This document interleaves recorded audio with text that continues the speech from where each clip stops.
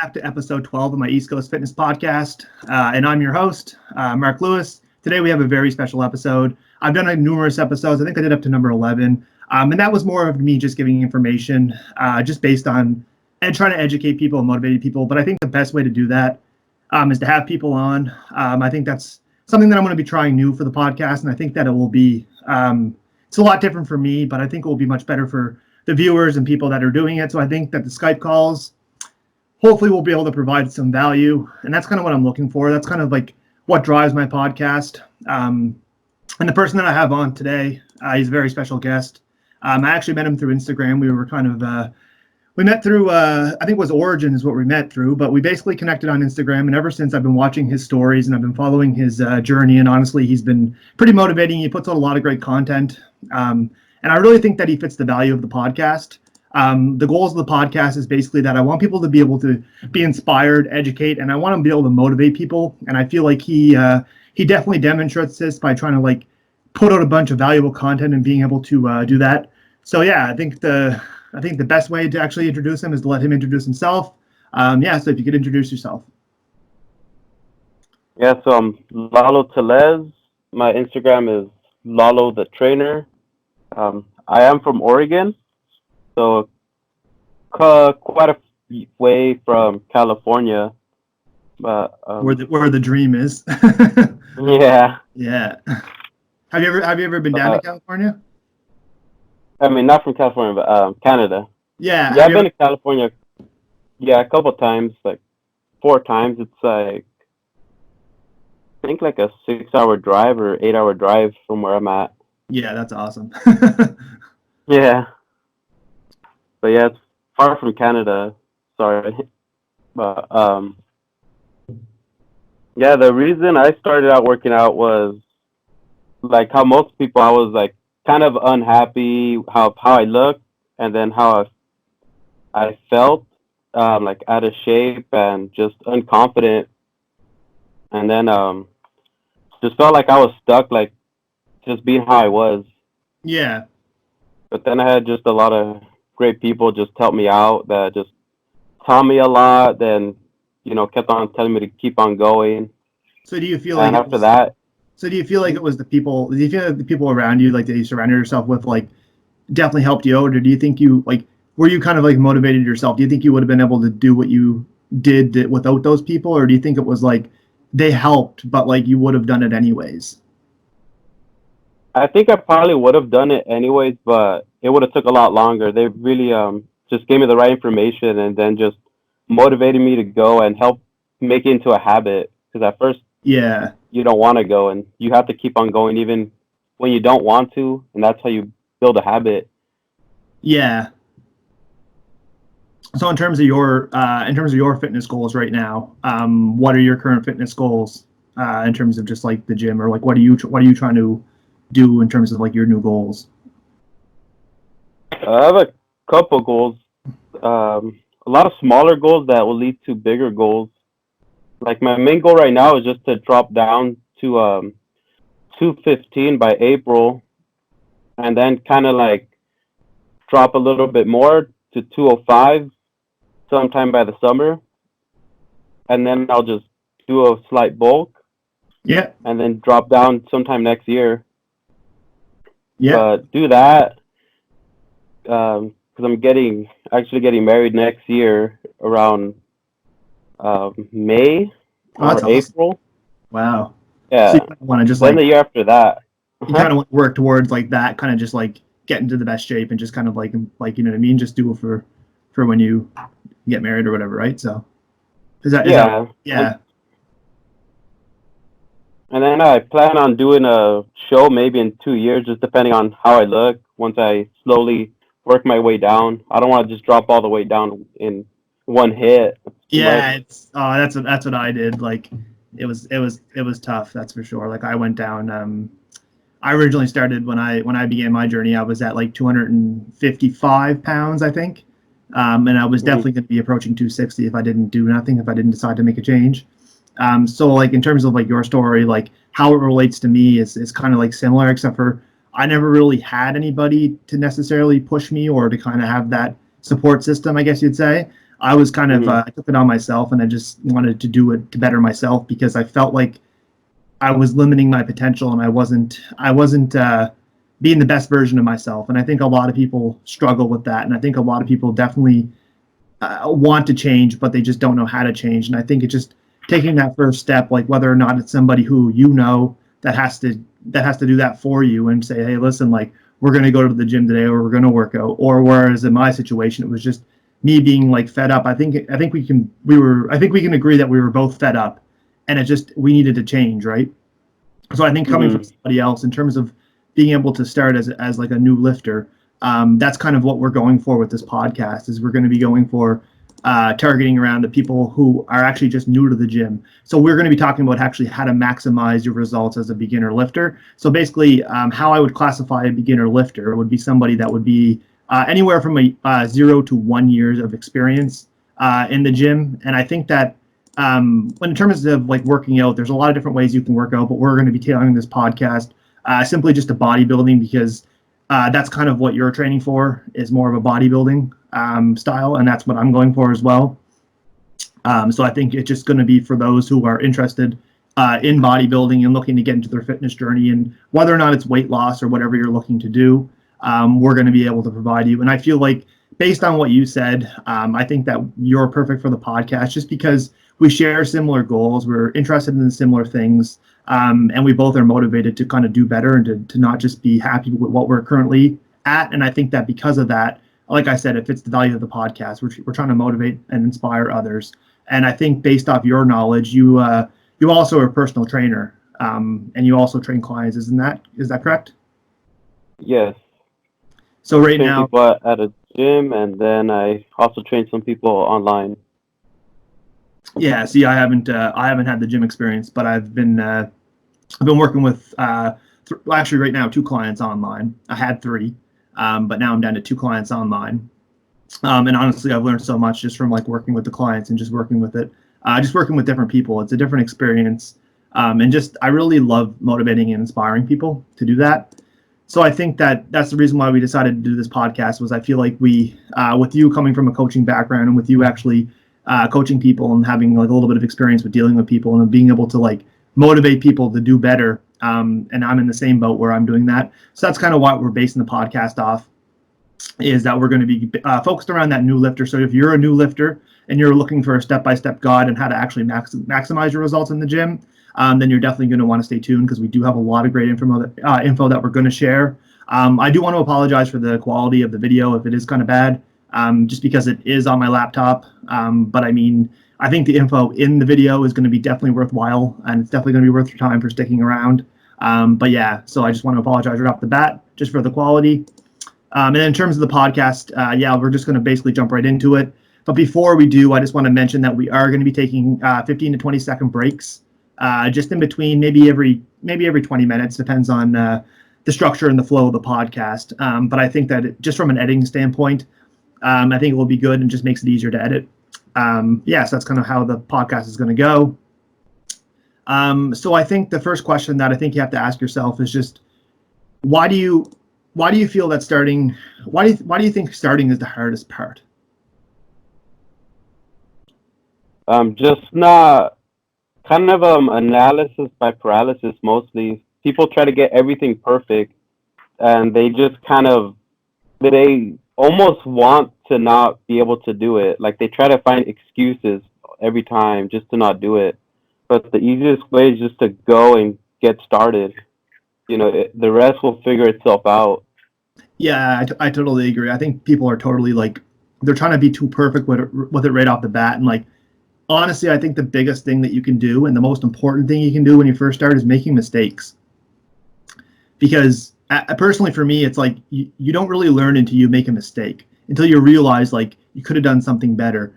And like I think that people are just like they're trying to worry about their nutrition, they're trying to worry about their training, they're trying to worry about their sleep schedule and their like work commitments or whatever they have. But it's just like don't worry about everything all at once. Just take one day at a time and figure out when you're available to work out and just make the commitment to it. And I that's why we did the part 1 first of the training, because I feel like everybody knows that nutrition is, well, most people know that nutrition is important just for fitness, and people kind of know by now that how important it is if you really want to get to your goals. I don't think a lot of people are in the dark about that. I feel like people like just know that you need to eat right in order to see the results. But I think people get too caught up on that. And I think they take nutrition too seriously right off the start. What I mean by that is I think that people just because they know that they're not eating right and they know that they're not doing it, that they just don't go to the gym because they feel like they're wasting their time if they don't fix their diet first. So like would you agree with that? Or like how do you see that? Yeah, the way I kind of put it is you're not gonna build too much muscle even if your diet is perfect. If you're not working out, it doesn't give your body the stimulus it needs in order to build muscle. You could Yeah. lose weight, but you'll just lose weight without having any muscle, retaining any muscle, and that's what usually gives you a more pleasant look. Well, yeah, like it changes your body composition, right? You just go from Yeah, straight up and down to more of a more shape, right? You start as you start lifting weights, you start building muscle. But like even when you're like I think this is a concept that is important to discuss is like the newbie gains because a lot of people might not know of them or they might realize after the fact. Like personally for me, I didn't really like I was when I was told that there was newbie gains and I kind of found out about them. Obviously believed it, but I thought like when you're getting results as a new lifter, I thought that it was just going to continue on. Like I didn't realize when people say that your results slow down, I was like, okay, like they're going to slow down, but like it's incredible how fast they slow down, right? So I think that's why this podcast is so important is because going back to what I said on making mistakes and getting started, it's like you want to make the most of that time where you're the most anabolic in terms of building muscle and being able to expose your body to a training stimulus, and that's anywhere from a 0 to 1 year of training experience, right? Is when you just begin the gym. So I think that this podcast is going to be valuable for those people because going from you've been lifting for quite a bit now. How long have you been lifting for? Like just on average, would you say? uh, I lifted throughout high school, but for serious lifting, around 5 years, a little over than that. Yeah, see, like he's got 5 years of experience. So for someone that's just like starting, like he's got a lot of valuable information that I'm sure that he probably knows that like he would have either did differently or should have done or that he was happy with. And in terms of like me, it's the same goes for me. I haven't been lifting as long. I've been only lifting for maybe 2 to 3 years, like seriously. Probably 3 years now, where I've been consistently focusing on a goal, like one goal, bodybuilding. And I've been doing that. But I think in terms of the newbie gains, I think it's just like this podcast is going to be valuable because we both have been there and we both kind of know how to maximize that. Looking back now, I know what I would have done, or there's things that I would have done that I would have done differently. But it's those mistakes that I think that led me to that. Like being able to like understand that like you're going to get results no matter like how not necessarily how hard you train or like if your nutrition's on point, but it becomes really addicting and it becomes really motivating when you first start seeing results and you first start noticing that your body is doing what you want it to do. And I think the hardest part is when you don't stop, when you stop seeing that and you think that you like maybe reached your like limit or your genetic limit. And it's like that's far from the truth because I mean we both know that like everybody's different and genetics plays like a big like has a big impact on whether or not you reach your genetic limit. And like some people could be 10 years, some people could be 20 years, and there's people that have probably been training natural for 25 years, and they might not even be at their limit. It all depends on your genetics, right? So I think it's silly to think that you're at your limit after a year of training. It's like a lot of people just get stuck there and they think that like, oh, they stop seeing gains, but it's like what you do when you first start lifting, they're the things that you carry forward with you. And I think that that's very important to be able to like learn right off the bat, right? So today we're actually going to talk about, there's going to be three things that we're going to be covering. We're going to be covering how to get started. So if you're new to lifting, going back to why it's kind of so hard to start up fitness and just kind of how I would get started and then kind of like how you would get started if you were kind of doing it over. And then to be able to maybe give some recommendations for people that are looking to get started. We're also going to be covering basically your whole training approach, like how you should train. We're going to be covering principles of training and just concepts that are very important to learn. And then we're also going to be going over how to measure and evaluate your progress, because I think that a lot of people know the importance of coaching, with us being both coaches, but it's also very important to I think it's important to have a coach. But I mean, right when you get started, you're obviously not going to maybe get a coach. So I think it's really good to be able to evaluate your own progress and being able to like understand how your body's responding and just have a general idea. So those are the three major topics we're going to be going over today. So we're just going to get right into it. So starting off with, I like to use the analogy of that. I consider like you're basically, when you're doing anything, you need to consider the ground up, right? So it's almost like building a home. It's like you wouldn't just, in order to build a home, you need some materials, you need some tools. And I consider the gym like the tool that you would need in order to build a home, therefore building your body. So going back to what you said, I think it's very important that you get started, because when you get started, you need to be able to give your body stimulus. You need to be able to give your body a reason to change. And that's not going to happen if you're just doing the same old stuff. If you're sitting in front of a computer 24/7 and you're watching sports late at night and you're not going to the gym, you're not applying yourself. And then, as we mentioned, we will be covering the second part, which will be nutrition. But that's basically the raw materials. That's what you put in your body. That's what you feed it. So basically the first thing that I think we should go over, that I think is very important, is finding your why.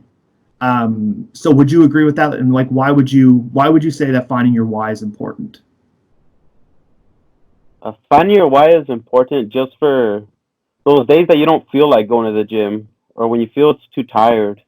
And that way you have it more on the top of your list instead of having it at the very bottom of your list of priorities. You know, you could have going out with your friends over that, or just watching Netflix over that if you don't have a why. So that's why it's really important to find a reason, to have emotion attached to it. And what would you say that your why was? Like, if you had to think back now, or like looking back now, it's like maybe I feel like your why that you maybe started with like might change. Like it might change from where you started to where you are now, or it could just develop into something even deeper. Like, if something that you originally thought of that really made you start working out, and now to the date you've been working out for 5 years, that could have just got stronger. Like, you could fuel that. But like, what would you say? Has your why changed, or has it kind of like remained the same as you started lifting, or as you like from where you started to where you are now? I guess is what I'm trying to say. Yeah, well, yeah, I would say my why when I started lifting was just to look better and then feel better about myself. And now it's kind of evolved. Like, I'm happy where I'm at, but I also always want to keep on getting better. So I just want to like help develop my body and make it look better. But I already feel great about myself, so that part's already accomplished. So I'm happy about that. So do you find that you seek a lot of it through like trying to help others? Like, do you find that you're trying to like do you find that you're trying to go to the gym just to kind of like, not, I don't know how to say that, but like, do you find that the most rewarding part is to be able to inspire others? So by inspiring others, it's like you're trying to almost like live that. Do you know what I mean? And live and breathe what you preach. You know what I mean? It's kind of like, on the days that you don't feel like going to the gym, you think back to all those motivational things that you said and did, and it's like, you know what? I'm going against what I said. I just got to get my butt to the gym. So do you find that like maybe part of your why is trying to help others and inspire others, or do you just feel like it's something that's personally for you? No, yeah, I also want to just give back, like just like the people who helped me all those years ago. They helped just teach me about lifting, and then they helped motivate me to go to the gym. Now I feel like I could at least give back and try to do the same to others, even if it helps one person. Definitely, I 100% agree.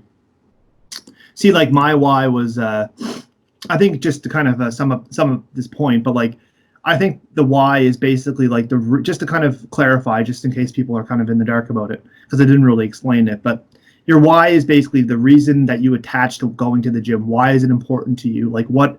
And I think that a lot of people don't think deep enough on it. And I think a lot of people are just like, why do they want to start going to the gym? Well, they want to get in shape, or like they want to impress people, or they want to.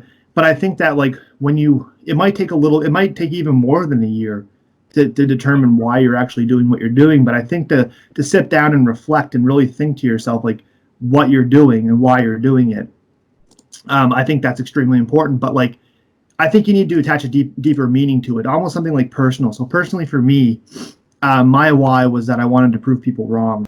I have a thing called Prove Them Wrong.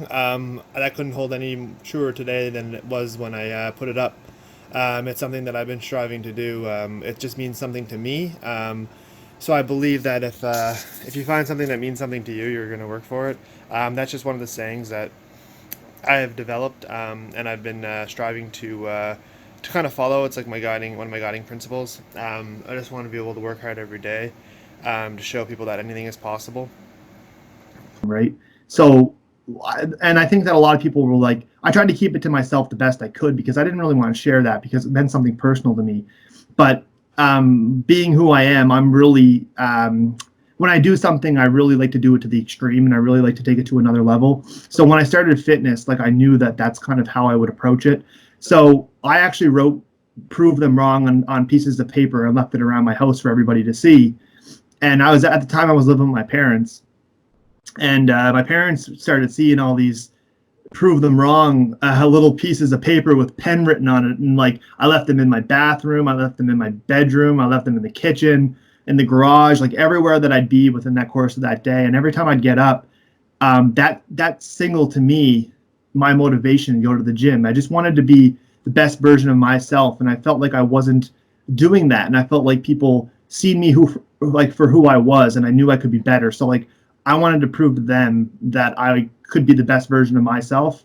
And I really found that through the gym. So I think that by doing that, really motivated me, and it really allowed me to basically get to where I am now. But yeah, so what do you think are some common whys? Like what would you recommend for people when deciding on your whys? His laptop just died, so we're now streaming on his phone. But yeah, just kind of, I don't know where we left off with what we were talking about, but in terms of the why, I think that's what we were talking about. And I think that's very important to figure out. So I just want to conclude on that. I'd highly recommend everybody to figure out their why and really do some soul searching. And the next thing that we want to talk about is basically just going to the gym. I think that's very important. Like you mentioned before, I think that you just need to go and you need to stop procrastinating. You just need to be able to get in there and show up and kind of like make a routine out of it. So like, how important do you think a routine is for somebody who's just starting the gym? I think it's very important. You have to consciously want to do it. It's not going to be automatic right off the bat. Just like when when you're a little kid and you shower, you brush your teeth, any of that. In the beginning, you don't want to do it, but once you go to the gym and you start seeing the results, so a reward, then it makes it more likely to keep on going. And if you do that enough, then it becomes a habit. Yeah, no, for sure. So I think that that's pretty important. Like in terms of just like, I think the biggest thing is like when you start going is just like, don't just go when you want to go. Kind of sit down and think about your schedule and think about like what works best for you and really try to make a routine out of it, because at the end of the day, it's like things are going to come up and things are going to come in between that. But once you go back to the reason of why you started, that's why I think starting off with your why is because things are always going to come up and things are always going to try to interfere with your schedule. But if you've got a solid why and you just start going to the gym and you start developing a routine and you start getting used to it, eventually you're just going to be able to work around those problems, and you're going to be able to find ways to make the gym work just like you do with everything else that means something to in your life. Like whether or not it's maybe you enjoy doing something in your free time, well, you always find time to do that. So I think in terms of just trying to be able to really associate it with a strong feeling and being able to just like honestly just create a routine out of it and just like learn to love the routine, like be able to like use it as a de-stressor or something that you do that can really kind of help like clear your head. Like personally for me, the gym has never been a way to clear my head, but a lot of people say that that's kind of what they use it for, is to clear their head. Or just kind of like de-stress. Personally for me, it's like it's more goal driven for me. Like I really just love setting a goal and achieving it, and that's kind of like what motivates me to go. It's not just lifting a bunch of heavy weights and you know what I mean, and like I got my anger out or like something like that. It's just kind of like more of just being able to like achieve something. I think is that's big for me. So the last thing that we're going to do on this topic is basically just the power of setting goals. And when you started, did you kind of have any goals in mind that you wanted to achieve, or did you just kind of over time stumble on them, or just kind of went to the gym and kind of made it consistent? Like, when did you really sit down and think about goals, or did you just kind of like wing it for the first little bit? No, when I barely started lifting, I didn't really know that. I thought all lifting gets you huge, like gets you big muscle. I didn't really know the difference from powerlifting, then like body weight, and then bodybuilding. I thought all just lifting would get you jacked, basically. It wasn't until later, so I started studying and learning that I figured out, oh, there's actual different things. All this stuff matters. Then I started making more goals, but my main goal was mostly just to lose the weight. Yeah, and I think a lot of people, like, I think in terms of goal setting, it's like when you're doing it, you've got to like really sit back and like assess yourself, because not everybody is in a situation where they're overweight. There could be people that are like underweight that are looking to put on weight. So I think like in terms of like everybody's situation's different, and we'll talk about this more when we go into like the actual training part. But I feel like a lot of people are just following programs, and like if you're trying to lose weight versus if you're trying to put weight on, like your training is going to be completely different. And that's why I think that like following a cookie cutter program, I think there are benefits and I think there's disadvantages, just like with anything. But I feel like you really got to set goals. You really got to figure out like what you're looking to achieve. Are you looking to build? Obviously, in the goal of the podcast is that we're trying to help people optimize their muscle building potential as like a new lifter. But I mean, that could be in the form of weight loss and muscle gain, because we all know that it's very possible for somebody to lose weight and build muscle at the same time. Whereas a lot of people think that that might not be true, because what happens is when you first start lifting, your body's ability to build muscle is you're basically at the most prime state that you can possibly be in. So it is possible to replace that fat with muscle, but as you get more experience, body recomposition is much harder to achieve. So you can build muscle when you're in. I personally think you can build muscle when you're in a deficit, because that's what happens with people that are looking to lose weight that put on muscle, right? So I think by taking advantage of that, but I think in terms of setting goals, I think you really need to know. I think it really helps to write down your goals. Like, did you ever write down your goals and just kind of like, or did that kind of just something that you tried to do and didn't stick with? Uh, I would write them down, but the problem is I would never look back at it. What's really helped me is just writing down programs, because that way I know when I get to the gym, this is my task, this is what I have to do. If I just go in there and did what I felt like, some days would probably be like 20 minutes. Yeah, I hear you. I was kind of on the same boat with that. Like, I used to write them down on a piece of paper, and I used to like write down my top 3 goals. But then I realized that like it just kind of like I know what my goals are, and I don't really necessarily like have to write them down, because I know what I want to do. Like, I'm pretty dedicated when it comes to it. So for me, like, it doesn't really make much sense to really write it down unless I'm trying to achieve something different that I've never achieved before. But in terms of like writing my goals down, it's like, but I think the power of writing them down, for especially someone that like is new to the gym, I think it does more from an accountability standpoint. Because like I think going back to the reason of like trying to find a routine, it's like once your routine gets shaken up like a little bit, if you kind of have that goal list sitting around and you're constantly finding time to sit down and look at it, like I think it's good like every like maybe month just to kind of like reevaluate your goals and just try to figure out like, have your goals changed? Like, have you lost, like, are you on pace to losing what you want to lose? Are you happy with like what you're doing in terms of your programming? But I think in terms of like that, being able to like reassess your goals, because they do change. But I think them, like, going back to what I was saying, just to summarize, I think like being able to write them down, it helps from an accountability standpoint, especially for someone who's new, because it really puts it into action. And it really, a lot of people say once you write it down, it becomes official. And like, I kind of believe that in some sense. Like when I first started lifting, like I didn't really write down my goals. I just kind of went with what I thought. But like now, as it's becoming harder to do what I want to do and build muscle like optimally, like I have to remind myself and I have to write down goals, because where I'm trying to get to now versus where I was trying to get to before, when I look back on it, it's like I thought it would have been harder to lose the weight than it is to build the muscle.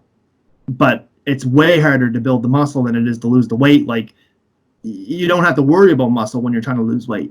You can just do cardio and you can just do it, eat in a deficit.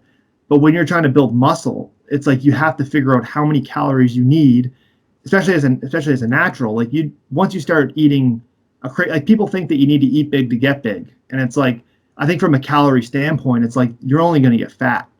Like you need to be able to supply your body with calories, but there comes a point where your body can't use those calories and continue building muscle. So I think now looking back, it's like I think goal setting and writing down your goals become extremely important because it's a fine line now. And I think that, just to summarize, I think that when you instill that from the beginning and you're writing things down and you're journalizing things and you're following something, I think that kind of builds the accountability for when you transition into an intermediate or an advanced lifter when things get tougher. And like I think that's the importance of it. It's just more from an accountability standpoint.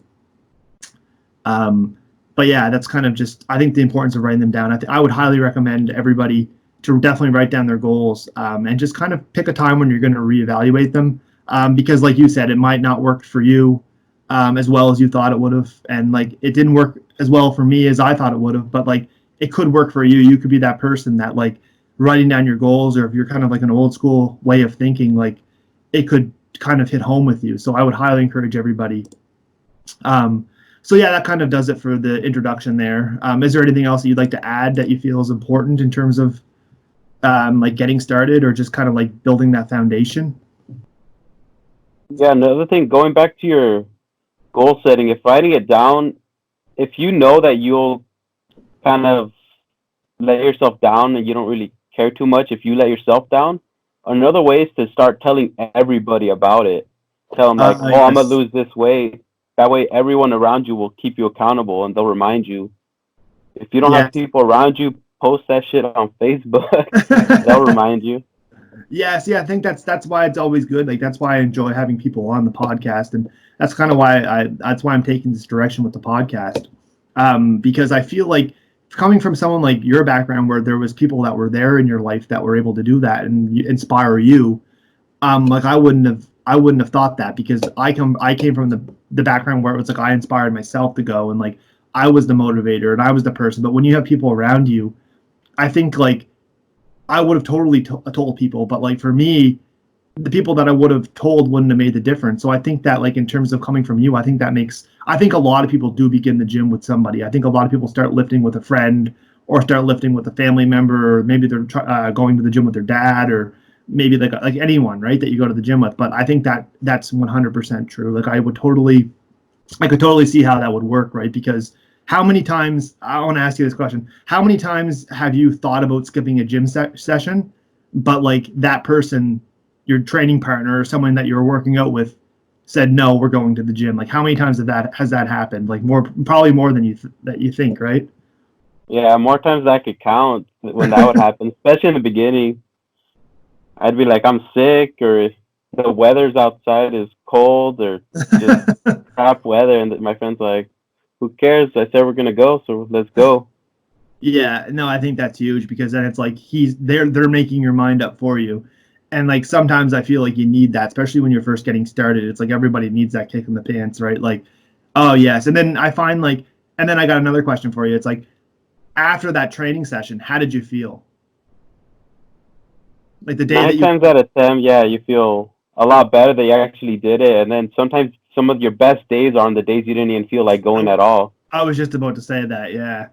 Yeah, some of the best days, like honestly, some of the best days are the days that you want to skip. And it's funny how that works, because like there's been days where I've been like so motivated and I'm looking forward to the gym. Like I'm the night before, like I'm looking forward to the next day. You know what I mean? I'm like, I can't wait to go to the gym tomorrow. And it's like I go to the gym and I'm like, oh, that was it. I thought that workout was going to be awesome, or I thought that workout was going to be way better, or like, why was my elbow hurting, or like, why didn't this work, or why, you know what I mean? It's just like, but the days that you're like, oh my God, like I have to go to the gym. It's almost 7:00. Like, you know what I mean? You're just moseying around. It's like you go to the gym and you go back and you're like, holy crap, that was the best session of my life. And like, there was absolutely zero reason to why it should have been, right? So I think that's just kind of funny. That's kind of, I wanted to bring it up, because I think it's funny how it works, right? Like, that goes back to mindset too. Like, I think that like some days like it just doesn't make sense. Like you could be in the worst mindset and go to the gym and have the best workout. So I think it varies so much. But yeah, so now I kind of want to start getting into the actual training part. That kind of does it for the intro, just kind of like building the foundation and getting started. Because before you worry about any of the things that we're going to discuss, I feel like it's important just to kind of build that foundation and just get started, and just not worry about it, not worry about the nutrition so much, not worry about the concepts. Just find somebody, if in your case, find somebody that you can tag along with that kind of knows something about what they're doing. And if that motivates you to go, then go. Whereas in my case, I just took the initiative and did it myself, and I found ways to motivate you. So I think you just need to really assess if you're a self-starter or if you need somebody. And if you need somebody, then find somebody that will hold you accountable, that maybe reach out to somebody that you know that's been going to the gym for a while, and just ask if you can tag along. I think that's a good way. But yeah, now we're going to move into more of the main meat and bones of the podcast.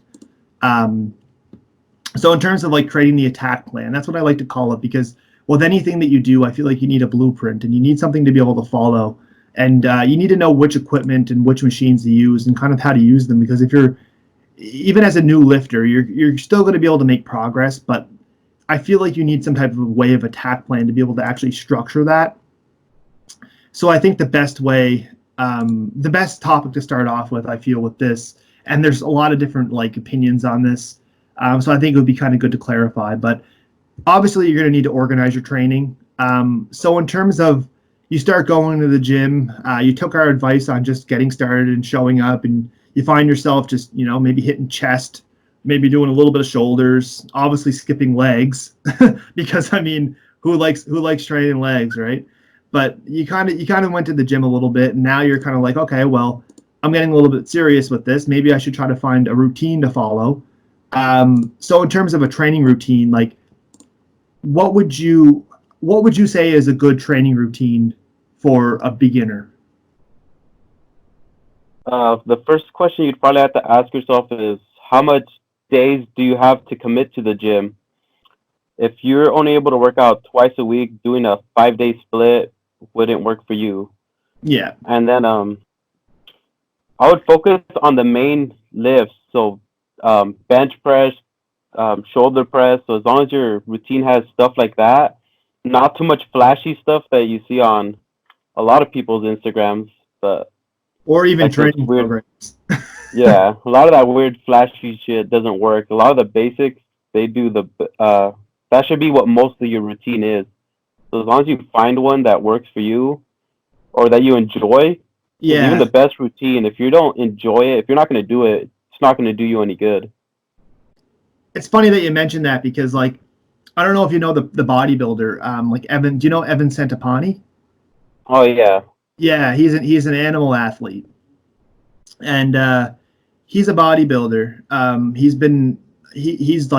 a really good bodybuilder. I don't exactly know some of his placings, but I know that he was in contention for like Olympia and all that. Like he's been placing in the top, maybe top 5, I think. But basically, to kind of relate that back to what you were saying, and I think this relates well to actually beginner lifters as well too. Like, you might have started in a garage, you might have started in a friend's basement, you might have started in on your dad's Bowflex. Like everybody, you know what I mean? Like your dad might have a treadmill down in the basement. Your parents might have something in the basement, or you might go over to your friend's house, and every time you go over there, you see a dumbbell kicking around in the corner that you start playing with, and you start experimenting with, and you start lifting it. It's like being able to like. So what I'm trying to say with Evan Santapani is he started working out in I think it was his like uncle's basement, and all he had, his uncle was pretty serious about it. Like a lot of people don't have this, but like, he had a barbell, he had a dumbbell, he had a bench, and like, so like he had like all the tools that you need. So going back to what you were saying with focusing on the compound lifts, he had dumbbells, barbells, and a bench. That's basically all you need, other than like a power rack. You know what I mean? Like something to do squats in, or something to like do bench in, or just something to be able to like, you know what I mean? So it's like he had those basics. And then as he started getting more experienced, he was like, okay, well, now I need to go to a commercial gym. So as he got more confidence and as he started working out, he was really young when he was doing this, he went to the commercial gym. And he was like, this is great. Like, I've got like all these machines, I've got all these dumbbells, everything that I need, right, to be able to take my training to the next level. And moral of the story, or just to summarize the story, is that now he finds himself saying, you know what? I found myself going to the gym and only doing those dumbbells, only doing those barbells, and only using the bench. And he said, I could have did all that in the basement. He said, like, why would I join a commercial gym when all you need is just the basic exercises? He's been in a hiatus for about 4 years. Yeah, he was recovering from an injury, but he's returning back to bodybuilding, and he finds himself now he's just going to be using barbells and dumbbells. So I think in terms of what you were saying, I think someone that is on that level, when you look at his level of experience and his level of training compared to somebody who's new to the gym, he's not doing anything different than what you would be doing. Do you know what I mean? He's doing the exact same thing. He might be lifting a little bit more weight than what you're lifting, or he might be doing different things that work better for him, like different form cues and different ways to perform there's different ways you can perform a bend over row. It all depends on which is more comfortable for you. But I mean, in terms of those basic exercises, it's like, I think that's what it's very important for new lifters, is to be able to, and I think that really puts that into perspective, is just looking at somebody who's experienced, who hasn't varied too much from just using the basics. So that's just kind of something that I wanted to explain. But going back to what you said in terms of the training routine, like the time commitment. So why do you feel the time commitment is so important for someone who's considering following a training routine? Just because you don't want to do anything that is too taxing. Usually, people when they go to the gym, they try to find the first like 7 or 6 day split, and they just go in and they're like, oh fuck, I'm not recovering in time. They just keep on doing too much that they can't properly recover, which is good that they want to lift and get in shape and everything. But what I find more likely than not is most people go too hard in the beginning, or they go too much days, or try to do like 3 hour, 2 hour long sessions. Yeah, no, for sure. I think, and that's another thing when it comes to your routine. Like, I think in terms of like, people think that there's one better routine than they think there's just like they're always in search of that ultimate routine. They're like, okay, like I need to find the best routine. But the best thing about the routines is that there is no best routine. The best routine is the one that you can stick with. It's the one that works best for your schedule.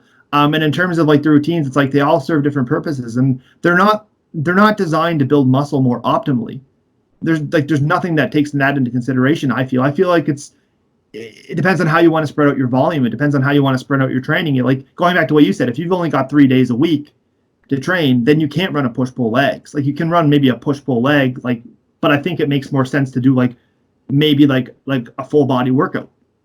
Do your do your full body 3 days a week.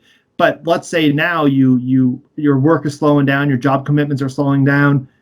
Don't feel like you have to be married to one of those splits. Maybe then you're like, okay, well, now I can train 5 days a week, right? So maybe then you want to say, well, I want to make those gym sessions a little bit more manageable, because those full body days, they've got me exhausted. Like, I'm going in there and I'm trying to hit everything, and I just find it's a very hard way to organize it. And you could feel the same in terms of that as well. But like, now that you've got more days to train, that really opens up your schedule, and that allows you to spread out your training. So it's like, okay, well, instead of doing my full body, what if I just do the push-pull legs and actually organize my chest, shoulders, and triceps? For those who don't know, like, a push-pull legs is you organize your pushing muscles, which would be your chest, your shoulders, and your triceps, and then your pull days, which would be your back and biceps, and then your leg days is obviously your legs, like your hamstrings, your quads, your glutes, and your calves.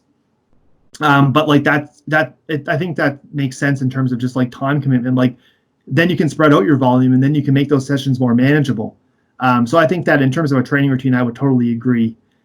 So let's just put it into perspective a little bit. So what training split did you start off with when you first started training? Like, other than, I guess before because you mentioned that you started working out with a friend and it was kind of just did whatever. But like, I guess what I'm trying to say here is, when you joined the gym and you went to the gym, what was your training routine, or what one did you follow? One that I would do when I barely started was I think I had like a chest day, then I had a back day, then I had a arm and shoulder day, and then I would just skip leg day, so that'd be a rest day, and then I'd go at it again. But then after a while, I figured out, legs is important. Actually, the funny story is the first time I did legs, I was sore for like over a week because we were like, all right, let's start doing legs, and we're like, let's go hardcore because we're so used to going hardcore with everything else.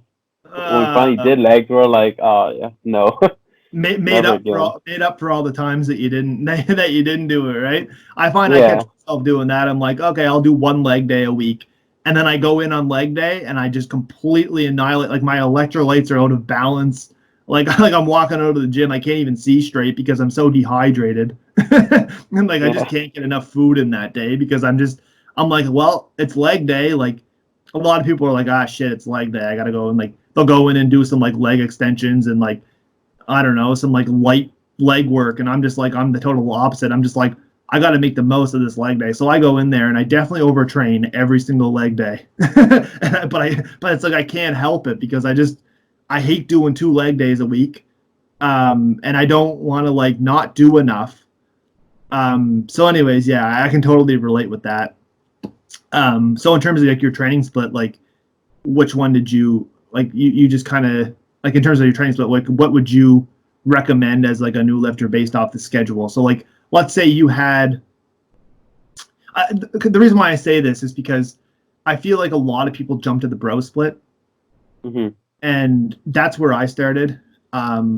Was the bro split, and I feel like the reason being is because that's what everybody else does, and I think that you might be able to relate more to this than I can because you've been around people that you when you first started going to the gym, you were around people who were going to the gym. It's like what training splits were they following? Like some of your friends.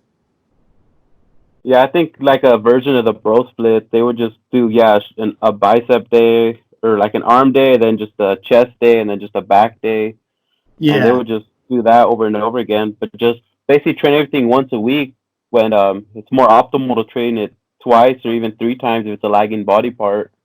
yeah, and I think a lot of people even getting started, like just knowing that, and that's why I feel like this podcast is going to be so valuable once we start getting into like the terminology. But like, so basically, in terms of like what he was trying to say was like when you're hitting a muscle more times per week, your body is building muscle through what's called protein synthesis. And what you're trying to do is you're trying to be able to have protein synthesis outweigh muscle protein breakdown. And there's obviously going to be a lot of things like when you go to the gym, you're basically the amino acids that are found in protein are going to be going through your bloodstream. And when you actually start working out, you're going to basically send a signal to your body. To put it in simple terms, is you're sending a signal to your body to initiate protein synthesis.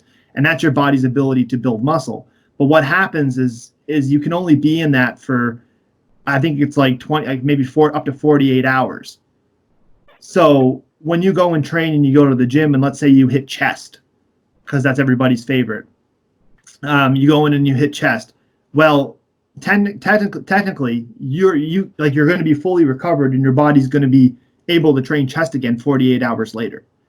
So that's when by following a bro split, you're going to basically be not optimizing that window that you have, and you're going to be training something else. So basically what he was saying was like by doing the 48 hours and by increasing your frequency, you're going to be able to take advantage of that, and you're going to be able to not waste that time, and you're going to be able to go back in and hit chest again. But yeah, personally for me, it's like I've been following. When I first started, I followed a bro split, and I probably followed it for maybe like a year, maybe half of my training. Like I probably did it for a year and a half, and that was like something that like I just had a hard time changing. Like I was like, because I guess they say like if you're seeing results, like if it isn't broken, don't fix it, kind of thing. And that's kind of my view on it. And like I think another thing we didn't really talk about is that you have to enjoy what you're doing.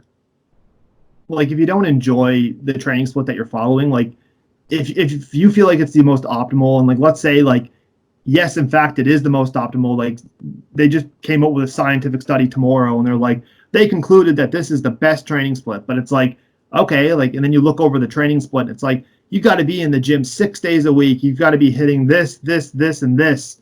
And it's like, well, first of all, I can't be in the gym 6 days a week, and I can't. I'm only able to train 5 days a week. So it's like, I think in terms of like, and it's like, well, I don't really like that exercise. Like I know, like that one doesn't work for me, or like every time I do it, I feel something funny in my elbow, or like, you know what I mean? It's just like, you have to be able to enjoy what you're doing. And like, from a sustainability standpoint, it's like your training routine is only as good as your ability to actually stick with it and follow it. So it's like, I think that's a big thing too. It's like the enjoyment factor. And that's why I stuck with the bro split for such a long time, is because I just enjoyed it. That's the way that I enjoyed training. I didn't really, results were second. Like, enjoyment was first and results were second. And I feel like if you do that, it might be a better way. It worked for me because maybe if I would have followed like an upper lower split, maybe I wouldn't have stuck with the gym. Maybe I would have just been like, you know what, I don't like this, and then I would have stopped. So like, who knows? But I think that being able to enjoy what you're doing is totally important. So I think we covered a lot of that. I think that makes a lot of sense in terms of just being able to recommend for somebody else. So like, in terms of like the final conclusion of what you would recommend for somebody who's looking to follow a training split, like what would be your final thoughts on that? Just to kind of give one last word on it. One that I would recommend is something that any split that you can find that you can hit your body part twice a week or 3 times if it is a lagging body part, just because you want to work out, but you also don't want to work out so hard that you're not recovered by the next time you hit it. Like if you train chest Monday and then you have chest again programmed Tuesday, that wouldn't be a good split. It'd be better if chest would be on Wednesday or Thursday again. Yeah, and I think being a new lifter too, like you're going to be a little bit more sore. Like you're gonna experience DOMS or whatever, like delayed onset muscle soreness, right? You're gonna be able to like experience that like more often because your body's not used to what you're doing. It's like if we were to switch exercises tomorrow and do something completely different that we've like. I remember the first time that I did. I don't know if you've ever heard of the exercise, like the Jefferson squat. Oh yeah. Have you ever seen that exercise? Kai Green did that. I think who was the one who did that. Man, oh man, I thought my groin was gonna like fall off. I did that exercise for the first time, and I was like, you know what, I'm gonna give that a try. And I did it with what did I do? I forget what I did it with a barbell on the floor. And basically, for those who aren't familiar, a Jefferson squat is basically you kind of have like a more open stance. I'll try to see if I can put a picture up in the podcast. But yeah, if there's a picture there, you can see it. But basically, just like to give you a summary, it's just kind of like you put a barbell in between your legs, and you basically grab it and you basically squat it from between your legs. And it's a very awkward looking thing. Like it's like using the hip adduction or hip adductor machine. You don't want to look at anybody when you're doing it because you feel like definitely don't make eye contact. Yeah, you just feel like you're in a compromised position, and people will definitely give you funny looks. If there's like a corner in the gym where no one goes, maybe try to like set it in a room and give it a try, because when you first try it, you might be a little bit embarrassed because like, you know, I didn't know if I was doing it right. Anyway, so I did that, and like going back to what we were saying with the delayed onset muscle soreness, like for someone who's a new lifter, like if I were to throw the Jefferson squats in my routine tomorrow again, I'd probably feel the same way that I did it when I first did it, because I haven't did it since then, and it's probably been like 2 years since I did it. So it's like people that experience soreness, going back to what you said, if you have two chest days in a row, and you're not going to recover. But for someone like me who has 2 chest days in a row, just because I'm sore isn't an indication of whether or not I recovered. Like, and I think a lot of people get that mixed up. It's like, oh, I'm not sore, I must be recovered. And it's like, that's not the truth. Like, delayed onset muscle soreness doesn't indicate your ability to recover. It just it indicates that you've used a different part of your body differently than you have in the past. So it doesn't necessarily indicate that you're building more muscle. So your goal of the workout shouldn't be, I want to go in there and get as sore as possible tomorrow. So it's like, yeah, you know, if you go into the mindset like that, then like you're probably going to have a good workout, but you're going to be overtraining, and it's great to do that every now and then. But as a new lifter, you're going to go in there and you're going to do a workout and you're going to be sore, and you're not going to be overtraining. So I think going back to the soreness thing, it's like the Jefferson squats, I woke up and I didn't even know how to operate. Like my legs were walking weird, and like I was like, God, I'm never ever doing that again. Like that was horrible. Like it was like the most awkward soreness ever, right? Um, but yeah, in terms of like in terms of like soreness, it just like it doesn't necessarily mean that you recovered. But I think going back to what you said, I think that just making sure that you're allowing enough gaps in between your training and that you're not training, you're not just being a bro. Like you're not just going in there and hitting chest and arms and just like as much as you like doing it and as much as like, oh, I'm going to go in there, I'm going to train chest and tomorrow I'm going to train arms and then I don't know where I'm at with my routine, so I'm just going to go back in there and train chest. And it's like, oh, I didn't go to the gym yesterday. Oh, so I'm going to train arms again because I had that day in between. And I think it's like by following a routine, you're going to be able to make sure that you're training everything equally. And going back to what you said with the weak points, you're not going to you might not have as noticeable weak points if you organize your training correctly because you're training everything pretty evenly, right? Like if you go in there and you always smash chest, then like you're probably going to develop a pretty decent chest compared to the rest of your body, and then that's going to grow, and then you're going to be fighting against your chest the whole time trying to bring up the rest of your body parts. So yeah, you'll have like be wearing a bra, but your back will be like as flat as like a plateau. yeah, and it just doesn't look right. It's just like, oh God, like it looks like you just injected, I don't even know what are those crazy things that people are injecting, synthol or whatever it is, right? Synthol? Synthol, yeah. It's like people are injecting that into their arms and stuff, and it's like, I don't know how somebody could possibly think that does anything or like looks good, but that's basically what your chest is going to look like if you go in there and train chest chest every single day.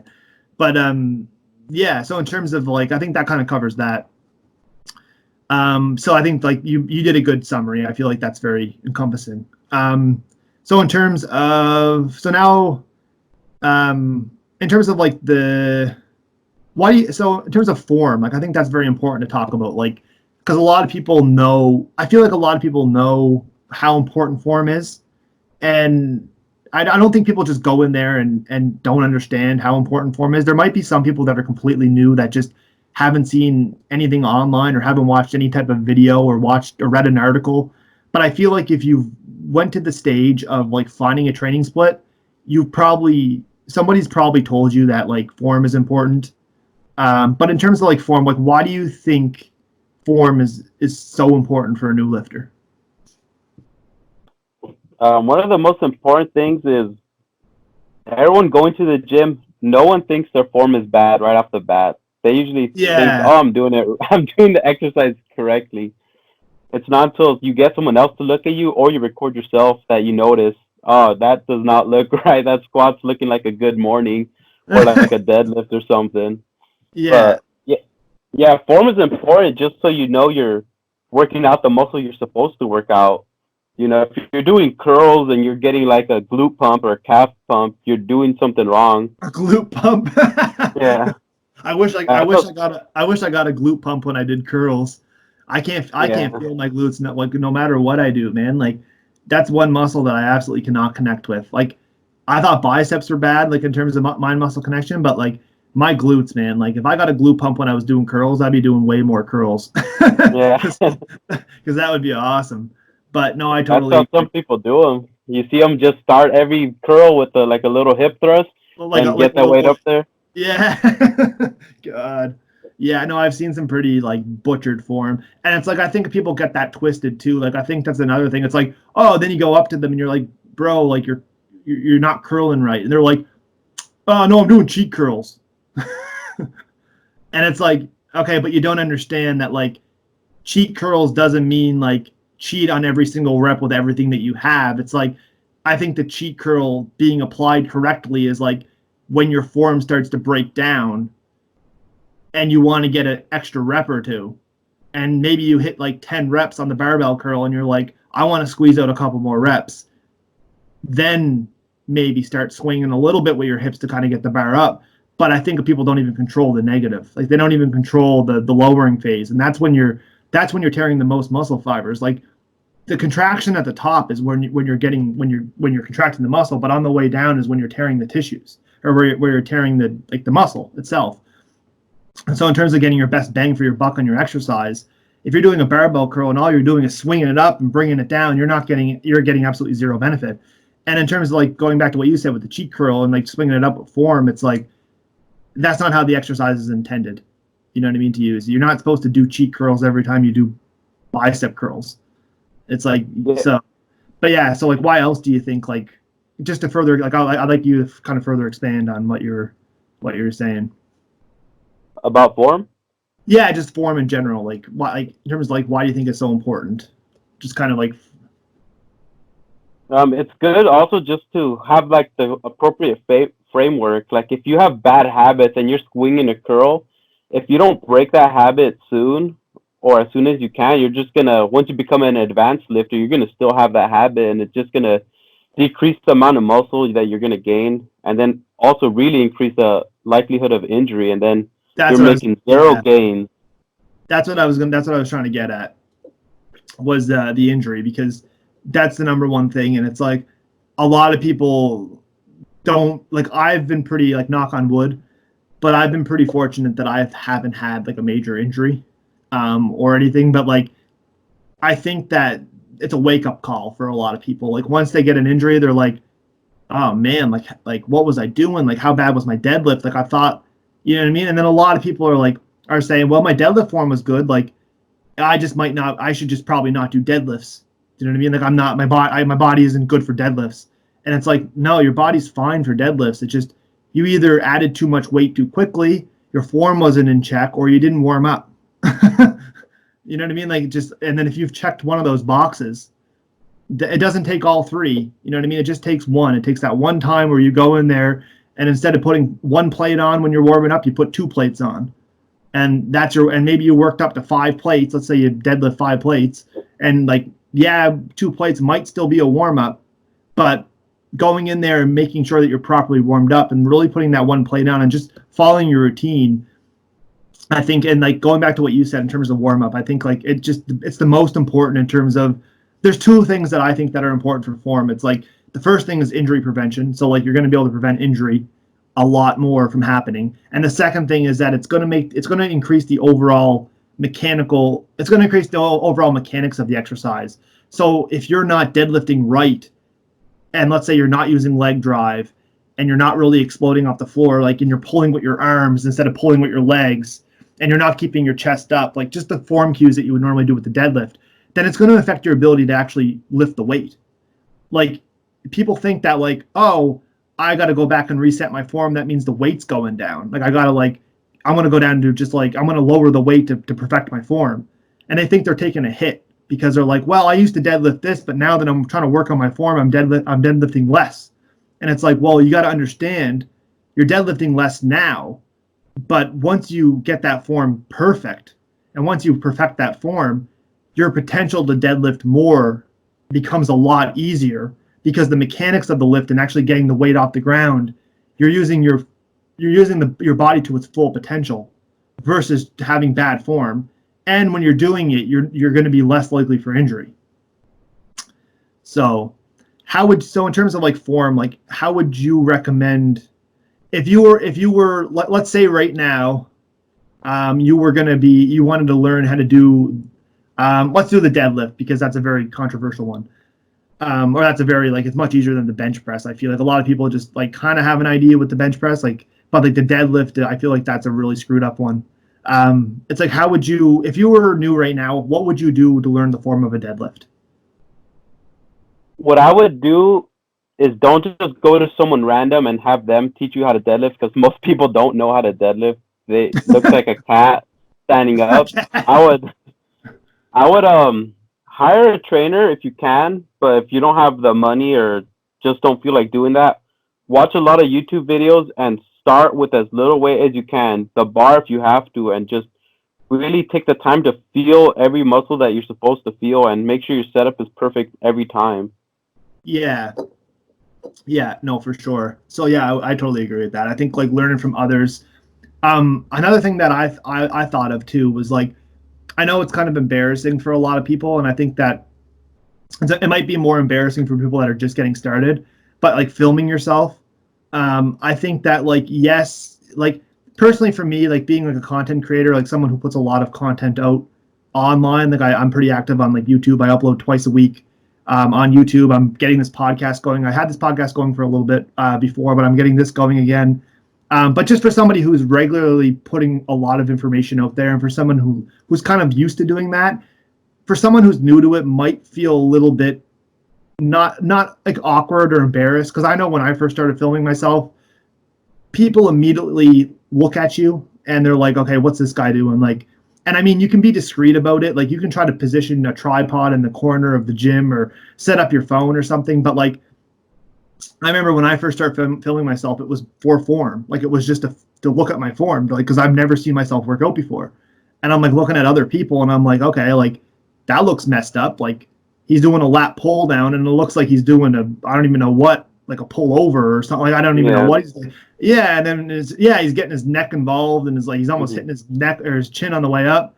And I'm like, I hope I don't look like that. Like, and then I'm like, every time I go back to an extra, especially when I'm like, when I first started, I was always like, so like curious, like, what am I doing? Like, do I look like that? Or so like, that's when I was like, you know what? I want to start filming myself.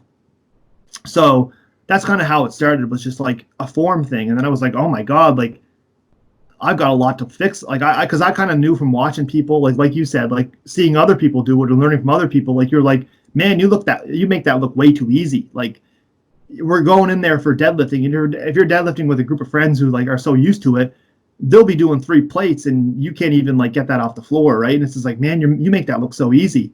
But it's just like when I first started filming, it was basically like to look at my form, and then I was like, you know what, I'm going to start putting content out there. But I think to kind of add value for people that are listening, that are looking to perfect their form, I think the biggest thing that you can do is to take videos of yourself to figure out what you currently, because like if you don't know what you're doing wrong, then you don't know how to fix it.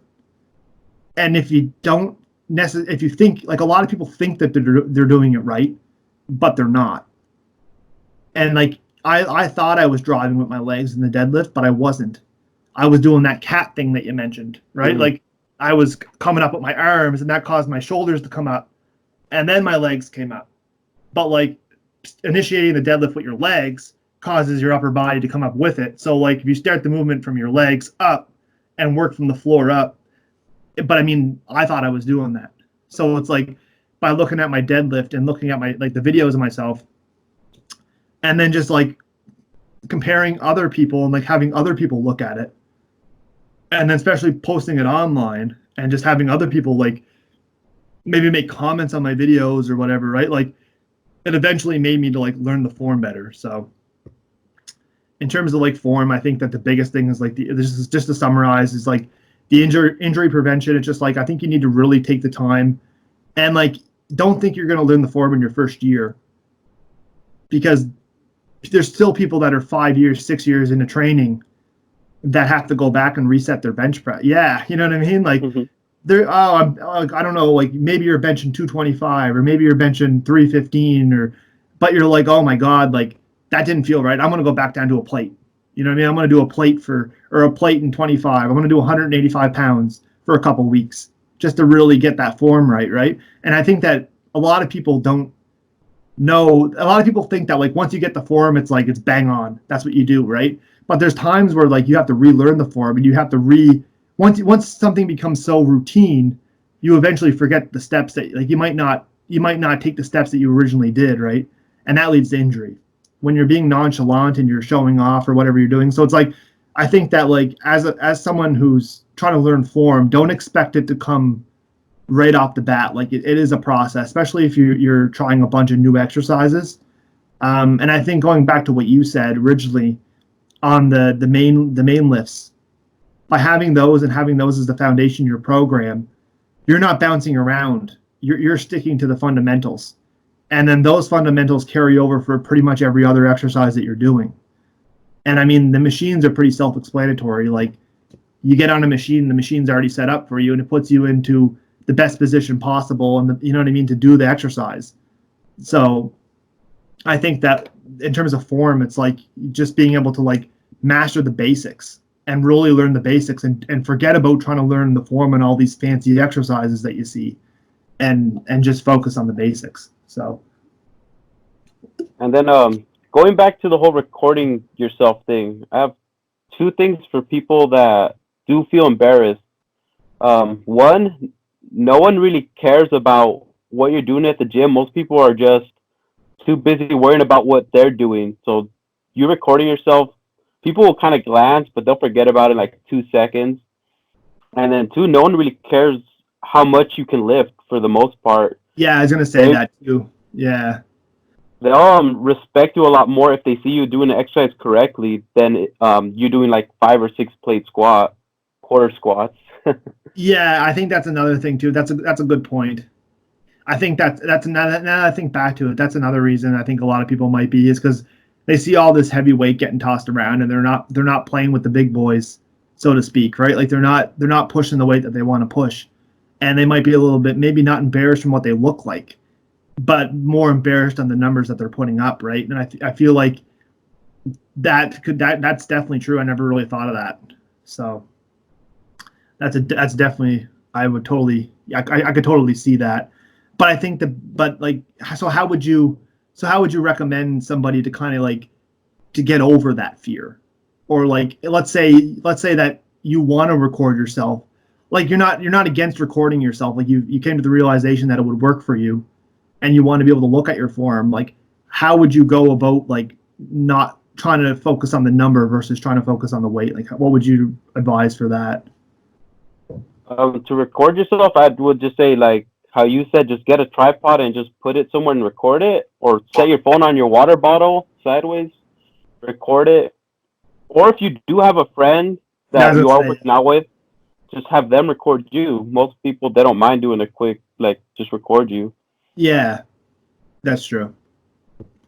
All right. So I think that does it for form. I think that just to kind of summarize the form part, I think it's very important to obviously learn your form, but I think that you have to learn it. How you choose to learn it, it doesn't really matter.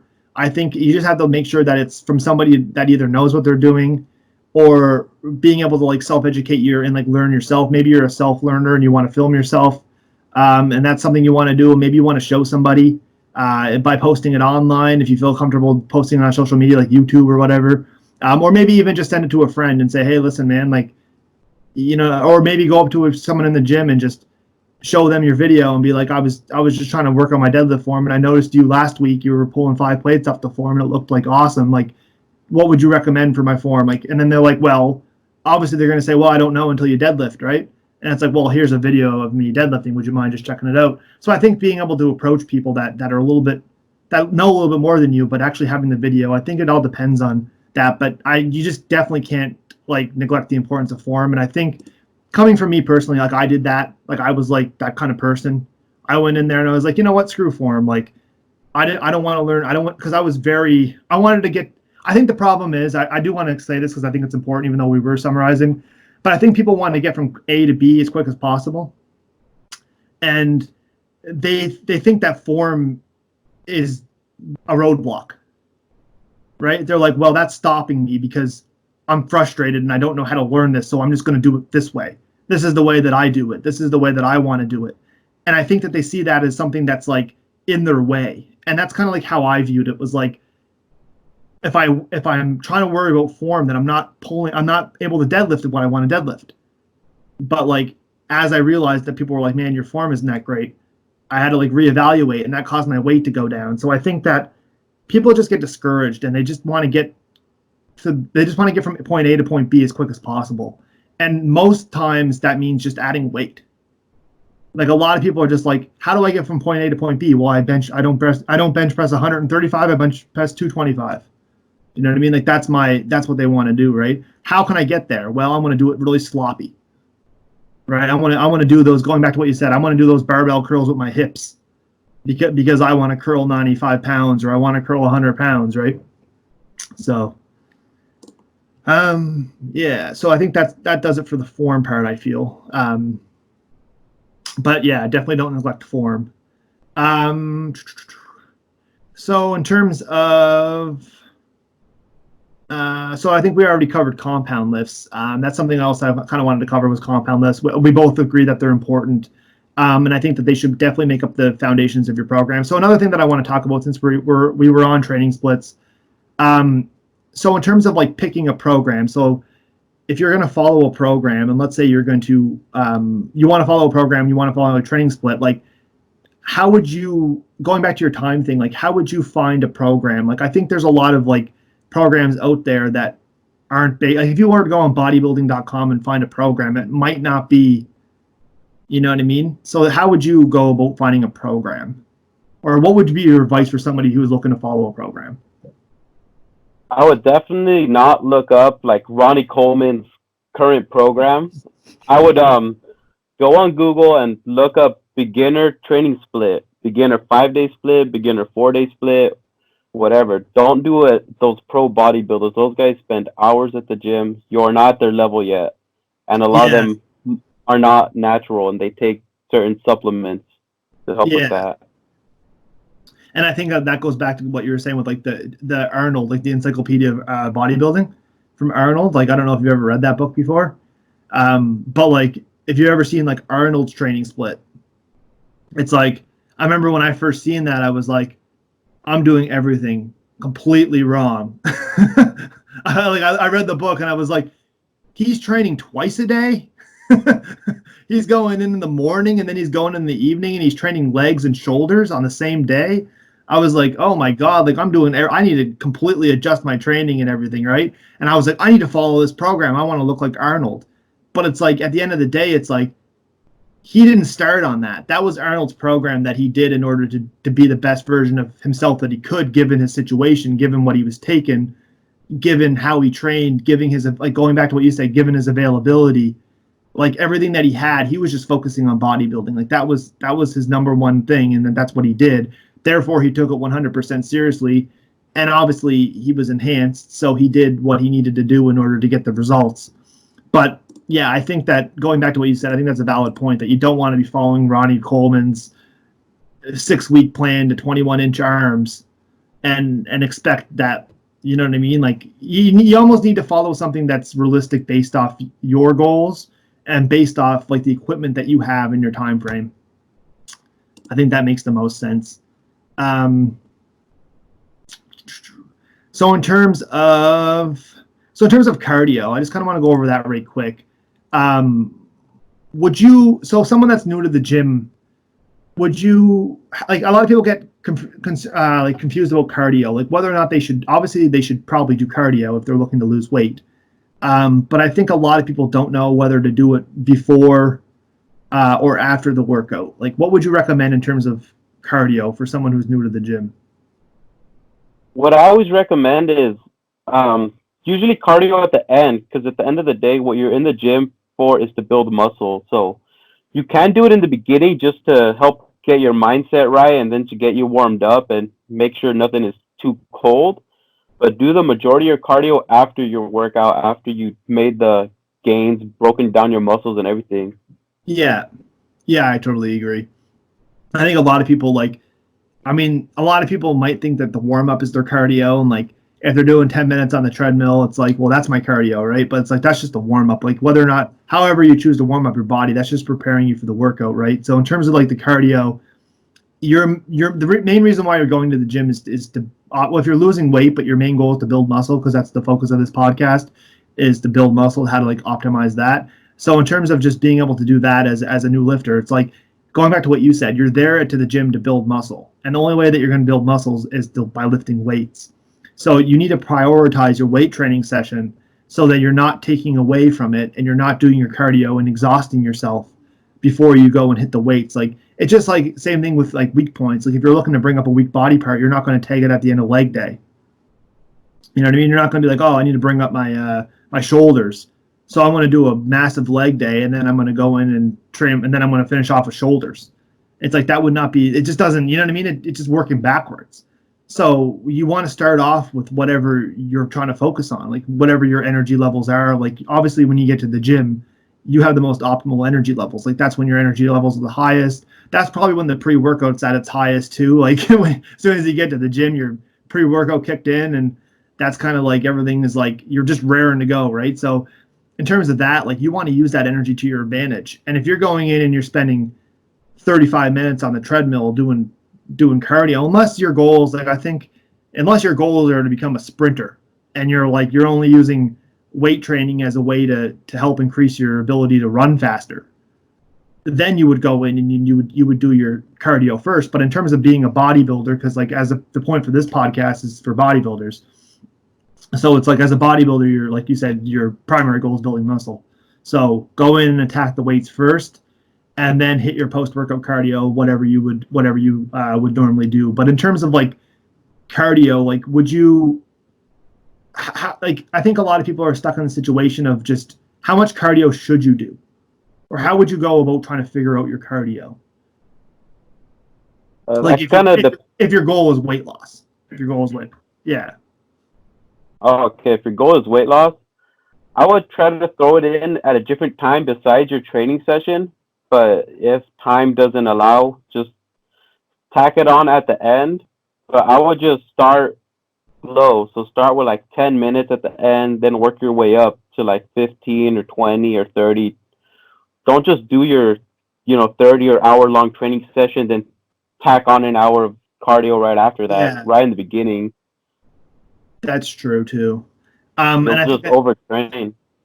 And I think a lot of people do that because they just want to, like, they're like, well, I got to do cardio and I got to get the most out of it, right? It's just like another thing that I think too, going back to that, it's like when you start doing things, it's like it kind of relates to calories too. Like if you just dramatically cut your calories, and like let's say right now, if I'm eating if I'm eating 3,500 calories a day, because that's kind of where I'm eating 25 or 3,200 to 3,300, anywhere around that range.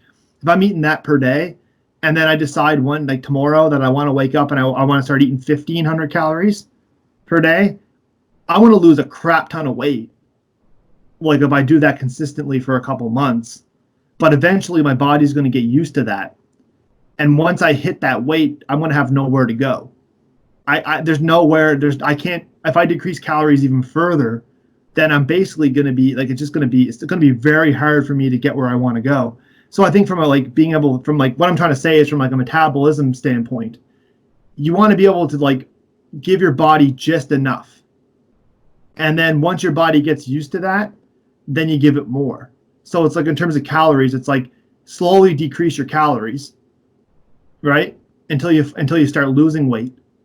And then once you plateau there, slowly decrease your calories again. Don't just do it all in one sitting. And I think in terms of like your cardio, same thing goes. Like I think you made a pretty good point with that. Like don't just think, well, I need to lose weight, so I need to do an hour of cardio after every session. It's like, well, see what 20 minutes does. You know what I mean? First see what 10 minutes does. Start doing 10 minutes at the end of the workout and see how that impacts your weight. See, like, based off your nutrition, like what you're eating now, how does that 10 minutes cardio affect what you're doing? And then, it's not doing as much as I want. Add another 5 minutes. So I think that's kind of like a good point.